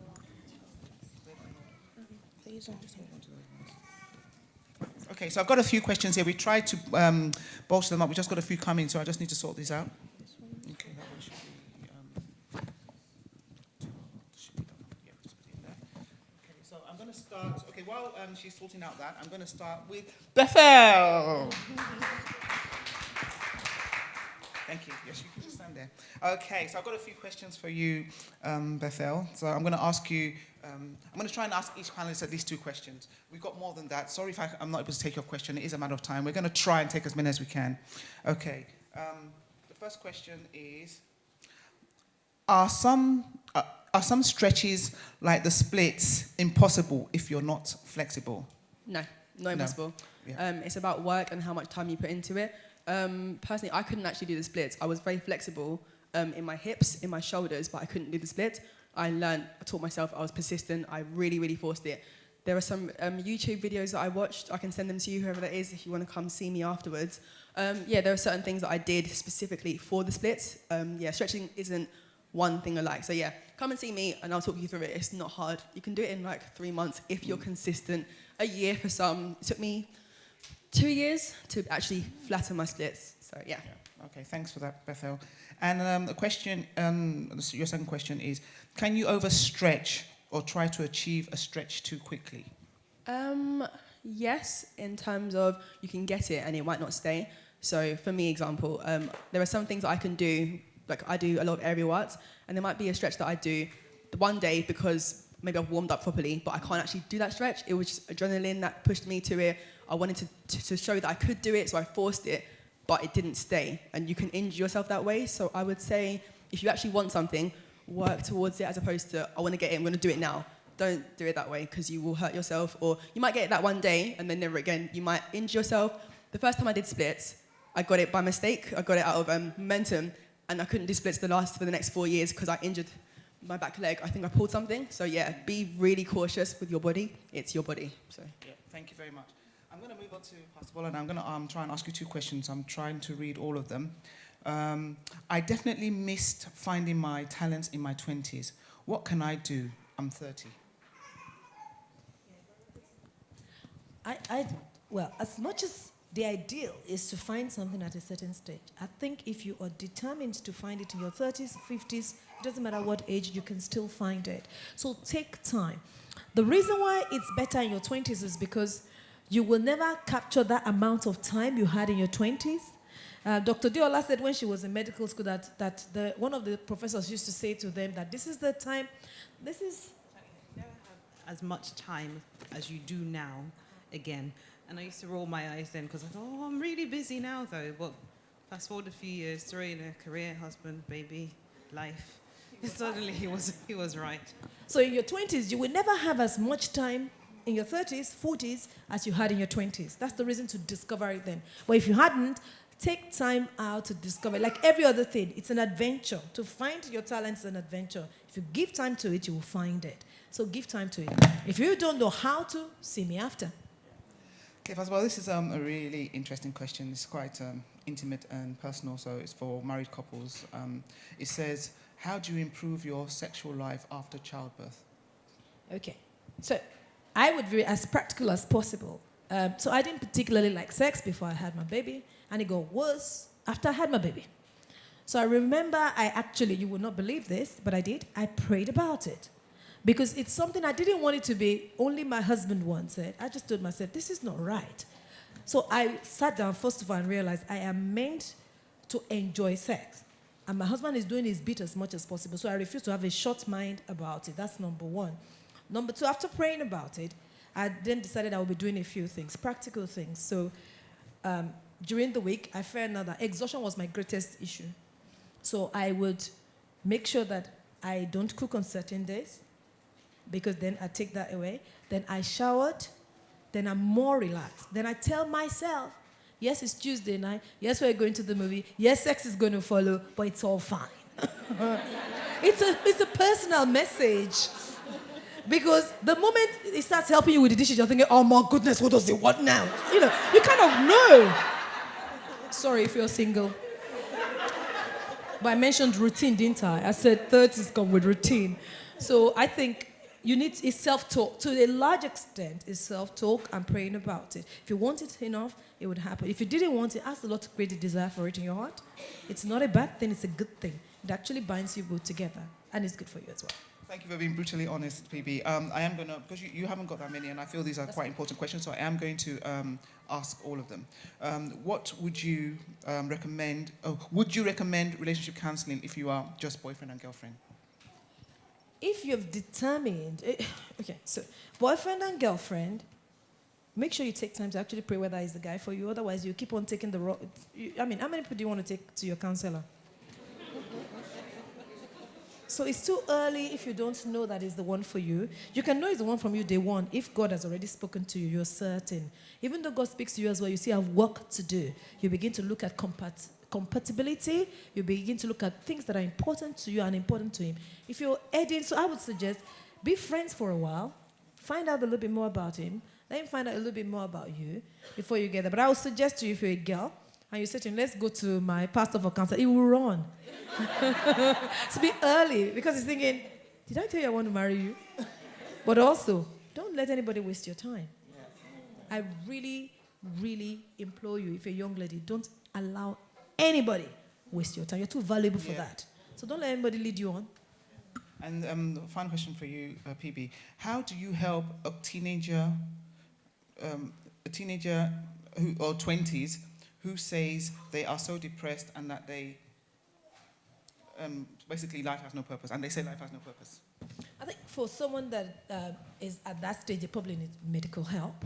Usually they will not go for medical help, so they need a lot of love. Be there. Sometimes it's not about speaking. There's a ministry called the Ministry of Silence. We think if you're in somebody's company, you need to say something. You don't need to. Just be there and let them know you're there. And there was one testimony I heard during the week. I wasn't in church, but I read the testimony. I know the person. I reached out to the person. I'm here if you need me. I'm here if you need me. They didn't respond. I've reached out 3 times. I was not in church on Sunday, but I heard the testimony secondhand. So just let them know you're there. And if they want to talk, you're here. And keep on checking on people, because we are at different stages in our mental health, and they do need help. However, it's very difficult for people to go and seek that help. It's easy to say, seek help. It's very difficult for you to brace yourself to go and seek help. So if you're like that and you're here, help is available. As somebody that can listen to you, not help. I can't solve your problem, but I can listen. I can cry with you. I can cry more than you. Honestly. It's so sad, but I can. Really. Because Pastor used to say to me that when people come and talk to me and I'm crying this much, they think that their problem was bigger than they felt it was. But it's just the way God made me. I can't hold it. I will cry more than you. And I will still remember you after I promise that much. And I will pray. I can pray and I can cry. So maybe that would help. I have 1 or 2 words of wisdom as well. So if you're that person, see me. If you're not that person and you know the person, just let them know you're there. And that if they want to talk to somebody, your pastor is there, somebody can pray for them, because you know this is a tough time. Thank you, Ma. Jumoke, I'm coming to you next. Can I have the information you shared, especially the menu? Yes, you can. I will share it with Minister JP, and quite a lot of people have approached me at the bar at Cafe David to share that. So I think it's just best if I pass it on to Minister JP, and then she will share it with everybody. Yeah. Should I stay off bread completely, even brown bread? Well, it depends at what stage you are, right? You are in your weight loss. If you have the desire to achieve a healthy weight, if that's your desire, then while you are going through that phase, yes, you will need to cut bread down significantly, including brown bread. But having said that, Abstaining completely is not advisable, even if you are on a health journey. Say you used to eat bread every single day. Some people will have it as a toast with their breakfast, and then when they get to work, they'll have a sandwich, and then when they get home, maybe they'll have Lulu's bread and something. So that's like a lot of bread, right? So yes, during weight loss journey, you need to cut it down almost nearly 100%. But having said that, maybe every 4 weeks you can have brown bread, just so that you're not too far away from it to the point that you will now just go crazy and eat bread because you've been away from it too long. The secret is don't over abstain. Yeah. I'm going to ask you all your questions. I think one person asked all of them, but if you just sort of okay. Where can I get these healthy carbs? Healthy carbs in shops, like, supermarket, Tesco, Sainsbury's, Aldi. I have to confess, when you are going through a healthy journey and you're eating a lot of vegetables, fruits, and things like that, they're expensive. If you remember what Dr. Jumoke said earlier, people in a less affluent area tend to put on more weight because unhealthy food are cheaper. And that's the honest truth. If you want to buy avocado, you want to buy salmon. I buy salmon, 2 pieces of salmon from M&S cost me £5, but go to Aldi. I go to Aldi and I buy it for £2.50 or £2.85. Aldi is cheaper. Everything I used for the smoothie today came from Aldi. Aldi freezer, frozen fruits, fresh fruits is almost 50% cheaper than the other supermarkets. So, yes. Next question. Is fruit and fiber cereal a healthy breakfast? The fruit and fiber, I don't know the brand. There are different brands of fruits and fiber. The good thing about food these days is they have nutrition labels. If it flags red, that means there's something about it that is too high. Oftentimes they code it red, green, amber. Just look at the sugar content of the food that you're eating. If the fruit and fiber is very, very high in sugar, there may be another brand that has less sugar. Maybe go for that instead as an alternative. Last question. Can you use powdered milk? Oh, sorry. Can you use powdered milk? Personally, I don't use powdered milk. In fact, I've come off dairy product if I can, because I tend to go for, there are so many good alternatives out there. I discovered oat milk lately. It's so amazing for you. Almond milk, soya milk. If you don't like that, soya milk, again, the fat, it depends on where you are. If you're very slim and you need a bit more calcium or whatever it is, it's fine. So it's difficult for me to say don't drink cow milk or don't drink powdered milk. It depends. If you're obese, overweight, yes, completely stay off that and look for maybe skimmed milk with just lower fat content. Thank you. Thank you very much. I'm going to move to Dr. Jumoke. I've got one question for you here, and it says, my son stopped taking milk. My son stops taking milk, I think he says at 3 years old. Is this okay? Is there anything I can do? My son stopped taking milk. He's 3 years old. I think that's what it says. I can't read this word. Oh, thank you. My son stopped taking milk since 3 years. Is this okay? Is there anything I can do? A 3-year-old doesn't really need that much milk. There are many other dairy alternatives to milk. So if he's taking cheeses and yogurts, other forms, the main thing in dairy is the calcium that he needs for his bones and teeth. So there are many other options to get that from. Thank you very much, Dr. Jumoke. That was the one question that we had for you. So most of the questions are for you, Dr. Diola. I'm going to move this way. So I'm going to try and canter through as many as I can. We've got about roughly 5-10 minutes left, so if you can just make your answers a bit snappy. I'll try and get through as many as possible. What would you recommend freezing your eggs between the ages of 27 and 30 if you are not ready to have a child before 30? Egg freezing is getting more and more popular now in the NHS, and people are doing it almost as an insurance because your eggs are in their prime in your 20s. So it is an option. It's not for everyone. It is expensive. And also, you need to look into the legal aspects as well. Mostly, if you're just freezing your own eggs, that's fine. You have most of the power over them. It's freezing embryos gets a bit trickier. But it's probably try conceiving naturally. And if you're going to be in a relationship later, be open to your partner if you had frozen eggs. So yes, it's an option to consider as an insurance policy. Heavy bleeding, period. Oh, sorry, again, I can't read that. Period something after 50, after age 50. Is it normal? Heavy period and period. Is that age below? Age, balance, I don't know. So heavy bleeding periods after 50. Yes. Is it normal if the period lasts for 6 days? Okay. Periods are quite varied in length. So some people have 2 days, some people have 5 averagely, and some people have 7. Usually if you're going beyond 7 to 10 days, that's probably heavy and abnormal. After 50, because you're going into the menopause, it should start to peter out and get lighter. But in that time just before the menopause, especially if you're a bit later, it can go a bit heavy and irregular and a bit all over the place before it finally stops. It's just as the hormone levels start to decrease. But if it's becoming worryingly abnormal, remember the signs I talked about earlier, if it's flooding your clothes, you're changing every 2 hours, you can't wear any bright colored clothes, you're sick with it, then please see your doctor. That's not normal. A cyst in between your breasts on the skin, is this something to worry about?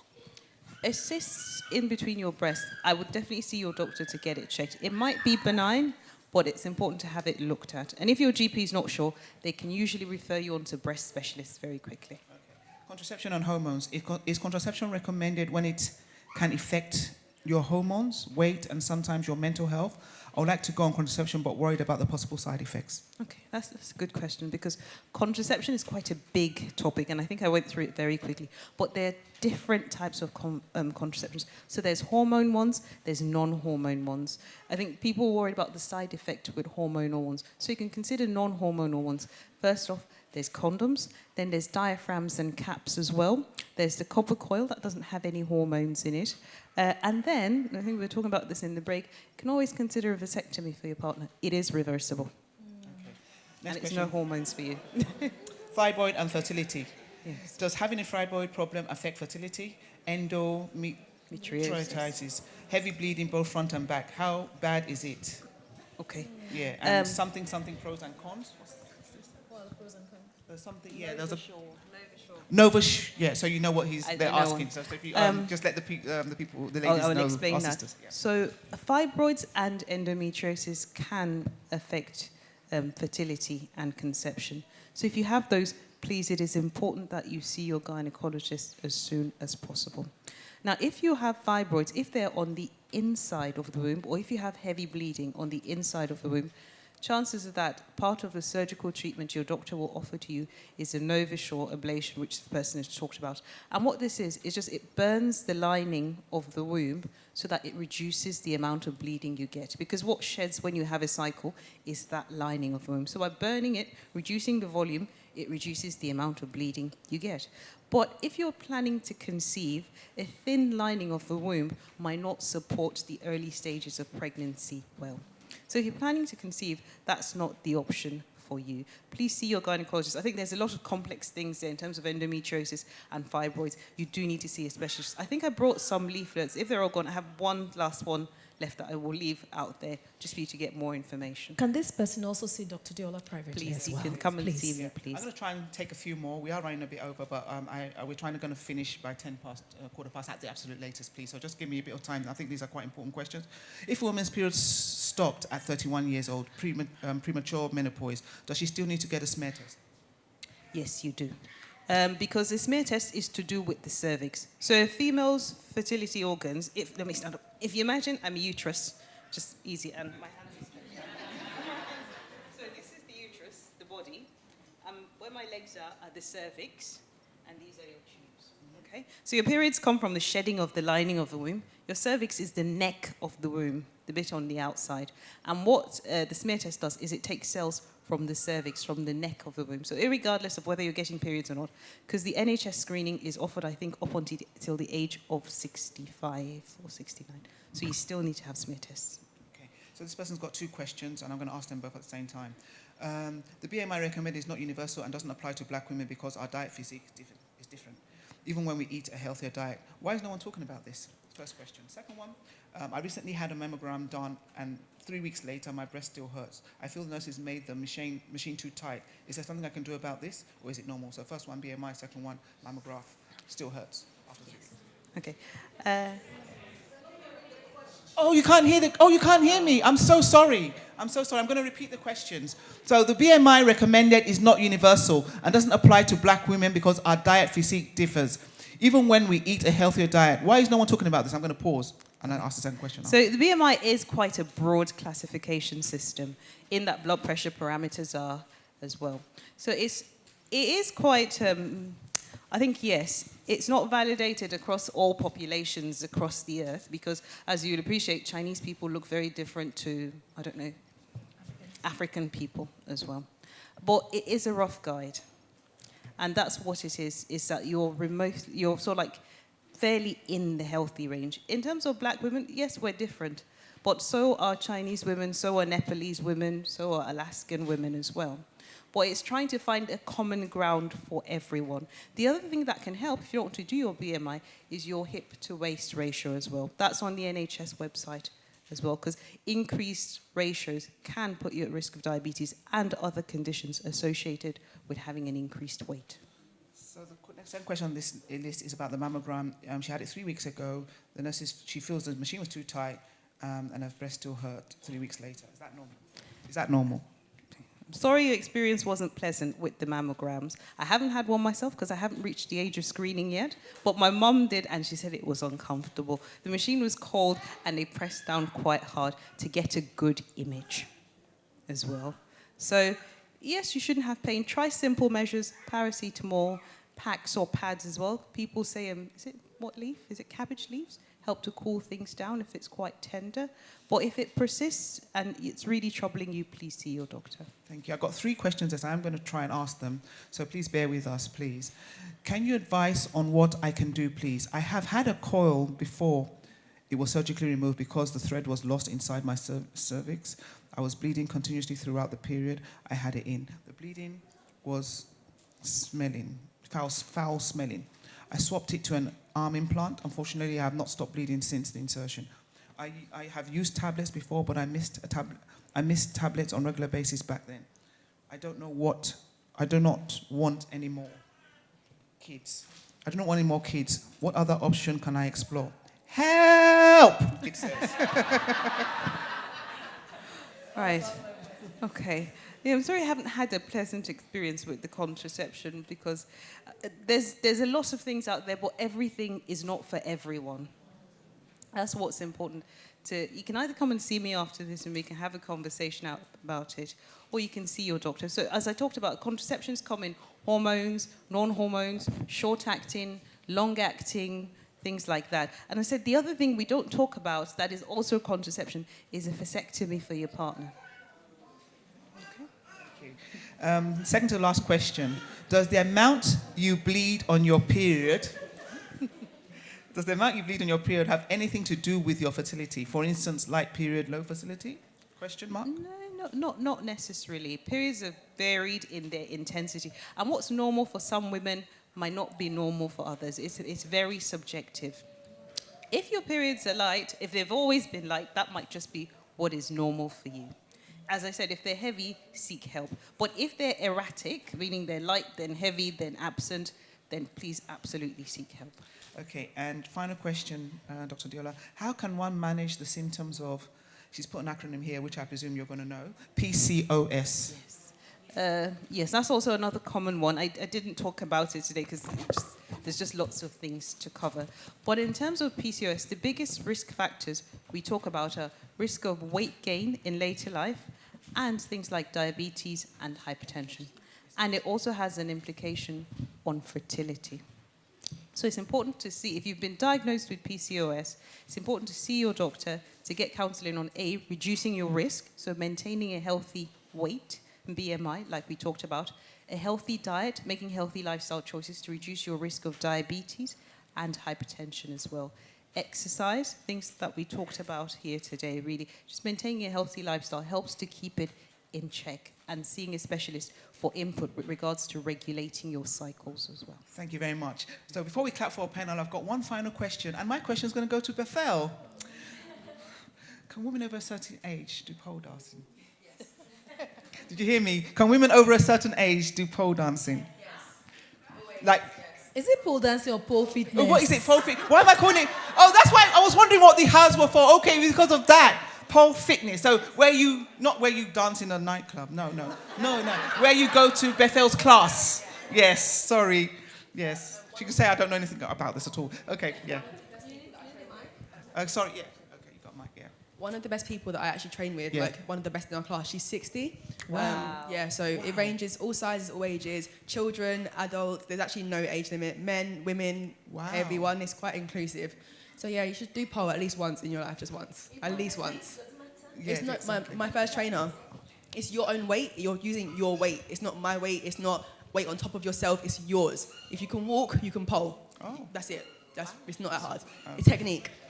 Okay, thank you very much. So please, if you're in that space, please make sure you see Bethel regarding pole fitness. All right, thank you so much. A big clap for our panelists. Thank you all so much. Don't go yet. We've got something for all of you. Thank you so much, guys. That was so informative. Very good session. I really, really enjoyed it. Thoroughly enjoyed it. Thoroughly enjoyed being your question asker as well. Thank you very much. We've got some gifts. Thank you so much. Thank you so much. Thank you. Please come. Yes, we've got pictures.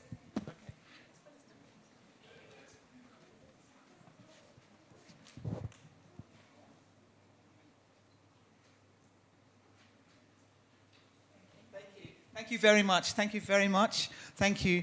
Pastor B, we love you so much. Thank you so much. This is for you. And I'm looking for Bola and Tope. Okay. All right, there she is. Yes. Thank you so much. Thank you so much. Thank you, Ma. Please don't go yet. Thank you, Ma. We love you so much. Please, panelists, don't go. We've got something for you. Thank you, Ma. Please don't go. Thank you so much. Thank you so much. Thank you so much. Dr. Jumoke, God bless you, Ma. Thank you so much. Bethel, thank you. Dr. Diola, thank you so much. Jimmy, God bless you. Thank you all. A big hand clap, Lord, to our lovely panelists and for our own and only PB. Thank you so much. It's been a great time. I thoroughly enjoyed myself. And now please another big clap to Bemi KJ. I'll be really quick. I know everyone's itching to get out, but I'm just here to give you a brief announcement, just so that you can put the dates in your diary for our next event. If it's your first time at a lady event, can you just wave at me so we can welcome you? If you can stand for me, actually. I feel like there's a few hands gone up. Thank you so much for coming. Thank you for coming. Is this your first time in our... Are you members of the church? Visitors? Members? Okay. So, ushers, if you don't recognize any of their faces, please give them a welcome pack. Thank you for coming. If you haven't ever spoken to our pastor as well, Pastor Bola, who you've seen already on stage, please make sure you see her after today's program to say hello as well. Quick announcement. So our next lady event, this is our annual event as well, so you would definitely need to note this down, is going to be in June. If you've registered already, we'll communicate dates out via email, and we would also communicate dates out via social media. So if you're on Instagram, Facebook, follow us on I Am Gateway Chapel. So please follow us and you'll get more information about our next event. But it's going to be in June. I believe it's going to be early on in June, so please watch out for the dates via social media or via our own internal communication as well. I think that's it from me. If you haven't filled out our evaluation sheet, please make sure you do. We take them very seriously because we use them to improve on our events in the future as well. So please, we would appreciate your feedback, and you can submit them to any of the ladies on your way out when you are leaving. Apart from that, that's it from me. If you can please welcome for me, last time for today, Pastor Bola.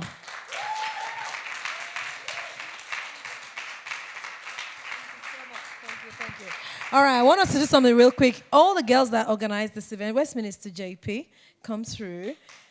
I wanted to give a big hand clap to JP and all the young ladies that helped us with the organization of this event. Not just a hand clap. Come through, we want to pray for you. We can't give you a lot. Silver and gold we don't have. But P, we always say, I have silver, I still have gold, but what I have, I'll give to you. They spent a lot of time. Yeah, come through, girls. They spent a lot of time in plannings, meetings, praying, acting. I want us to appreciate Vivian. Come forward as well. Vivian Oladende. She did all the videos that you are seeing that's coming out. We really have to appreciate her for that. She hates what I'm about to do, which is come forward. She prefers to stay behind the scene rather than be seen, but I'm really, really grateful for all these ladies and their work. Rise to your feet, we're going to pray for them. This is the main thing we can give anybody. I can give you a gift and you forget, but we can actually give you prayer and God works in your life. I want you to stretch your hands towards them. I don't know what stage of life they are in, but the design and the desire of God for them is that they will enjoy their lives. I want us to pray for them, and God will see to it that they enjoy every aspect of their lives in the name of Jesus. That anything or everything that is not allowing them enjoy the fullness of their lives, be it in their health, in their diet, in their children, with them personally, or just spiritually or mentally, let's pray against such things in the name of Jesus and speak the strength, the grace, the life of God, the joy of heaven into every area of their lives in Jesus' name. Ask the Lord to reward them for their time. Ask the Lord to reward them for their effort and all that went into this planning today. In Jesus' precious name we've prayed. Thank you very much, ladies. Thanks, Minister JP. Thank you, everybody. All right, join your hands together. We're going to finish services tomorrow, 3 services. I am looking forward to seeing you all. It's really great to be here. One more time, everybody, put your hands together for Jums Oladiro. Put your hands together for our very own Dr. Diola.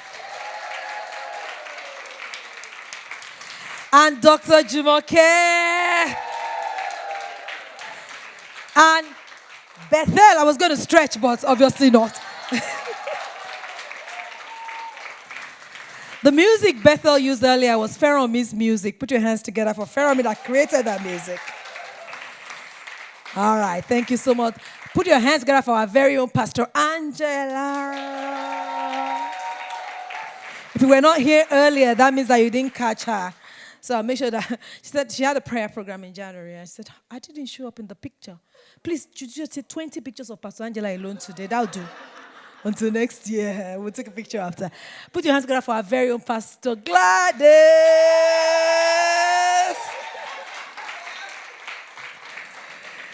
Thank you so much for the girl in the box and flow. The ushers today. The technical guys. The boys on the drum that are not there anymore. And our very own F Dan that is always in every event.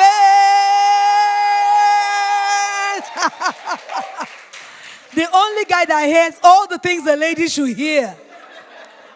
Put your hand on your forehead. Father, it's your desire for us to enjoy life as it unfolds. I pray for everyone present here today, at whatever stage of life they are in, that you release upon them the spirit of joy and gladness in the name of Jesus. What it takes to maximize a stage of life and to enjoy it, release upon them in Jesus' name. The mentors, they need to hold them by the hand to take them into the next stage, release upon them in Jesus' name. Whatever is missing, oh God, I pray that you will show them and give them the grace to sit down and search. All the people that need to put those puzzles in place in their life, Jehovah, I pray that you bring them their way, that there shall be nothing missing in the lives of your daughters. That's our prayer in Jesus' name. Thank you, Heavenly Father. In Jesus' name we've prayed. Amen.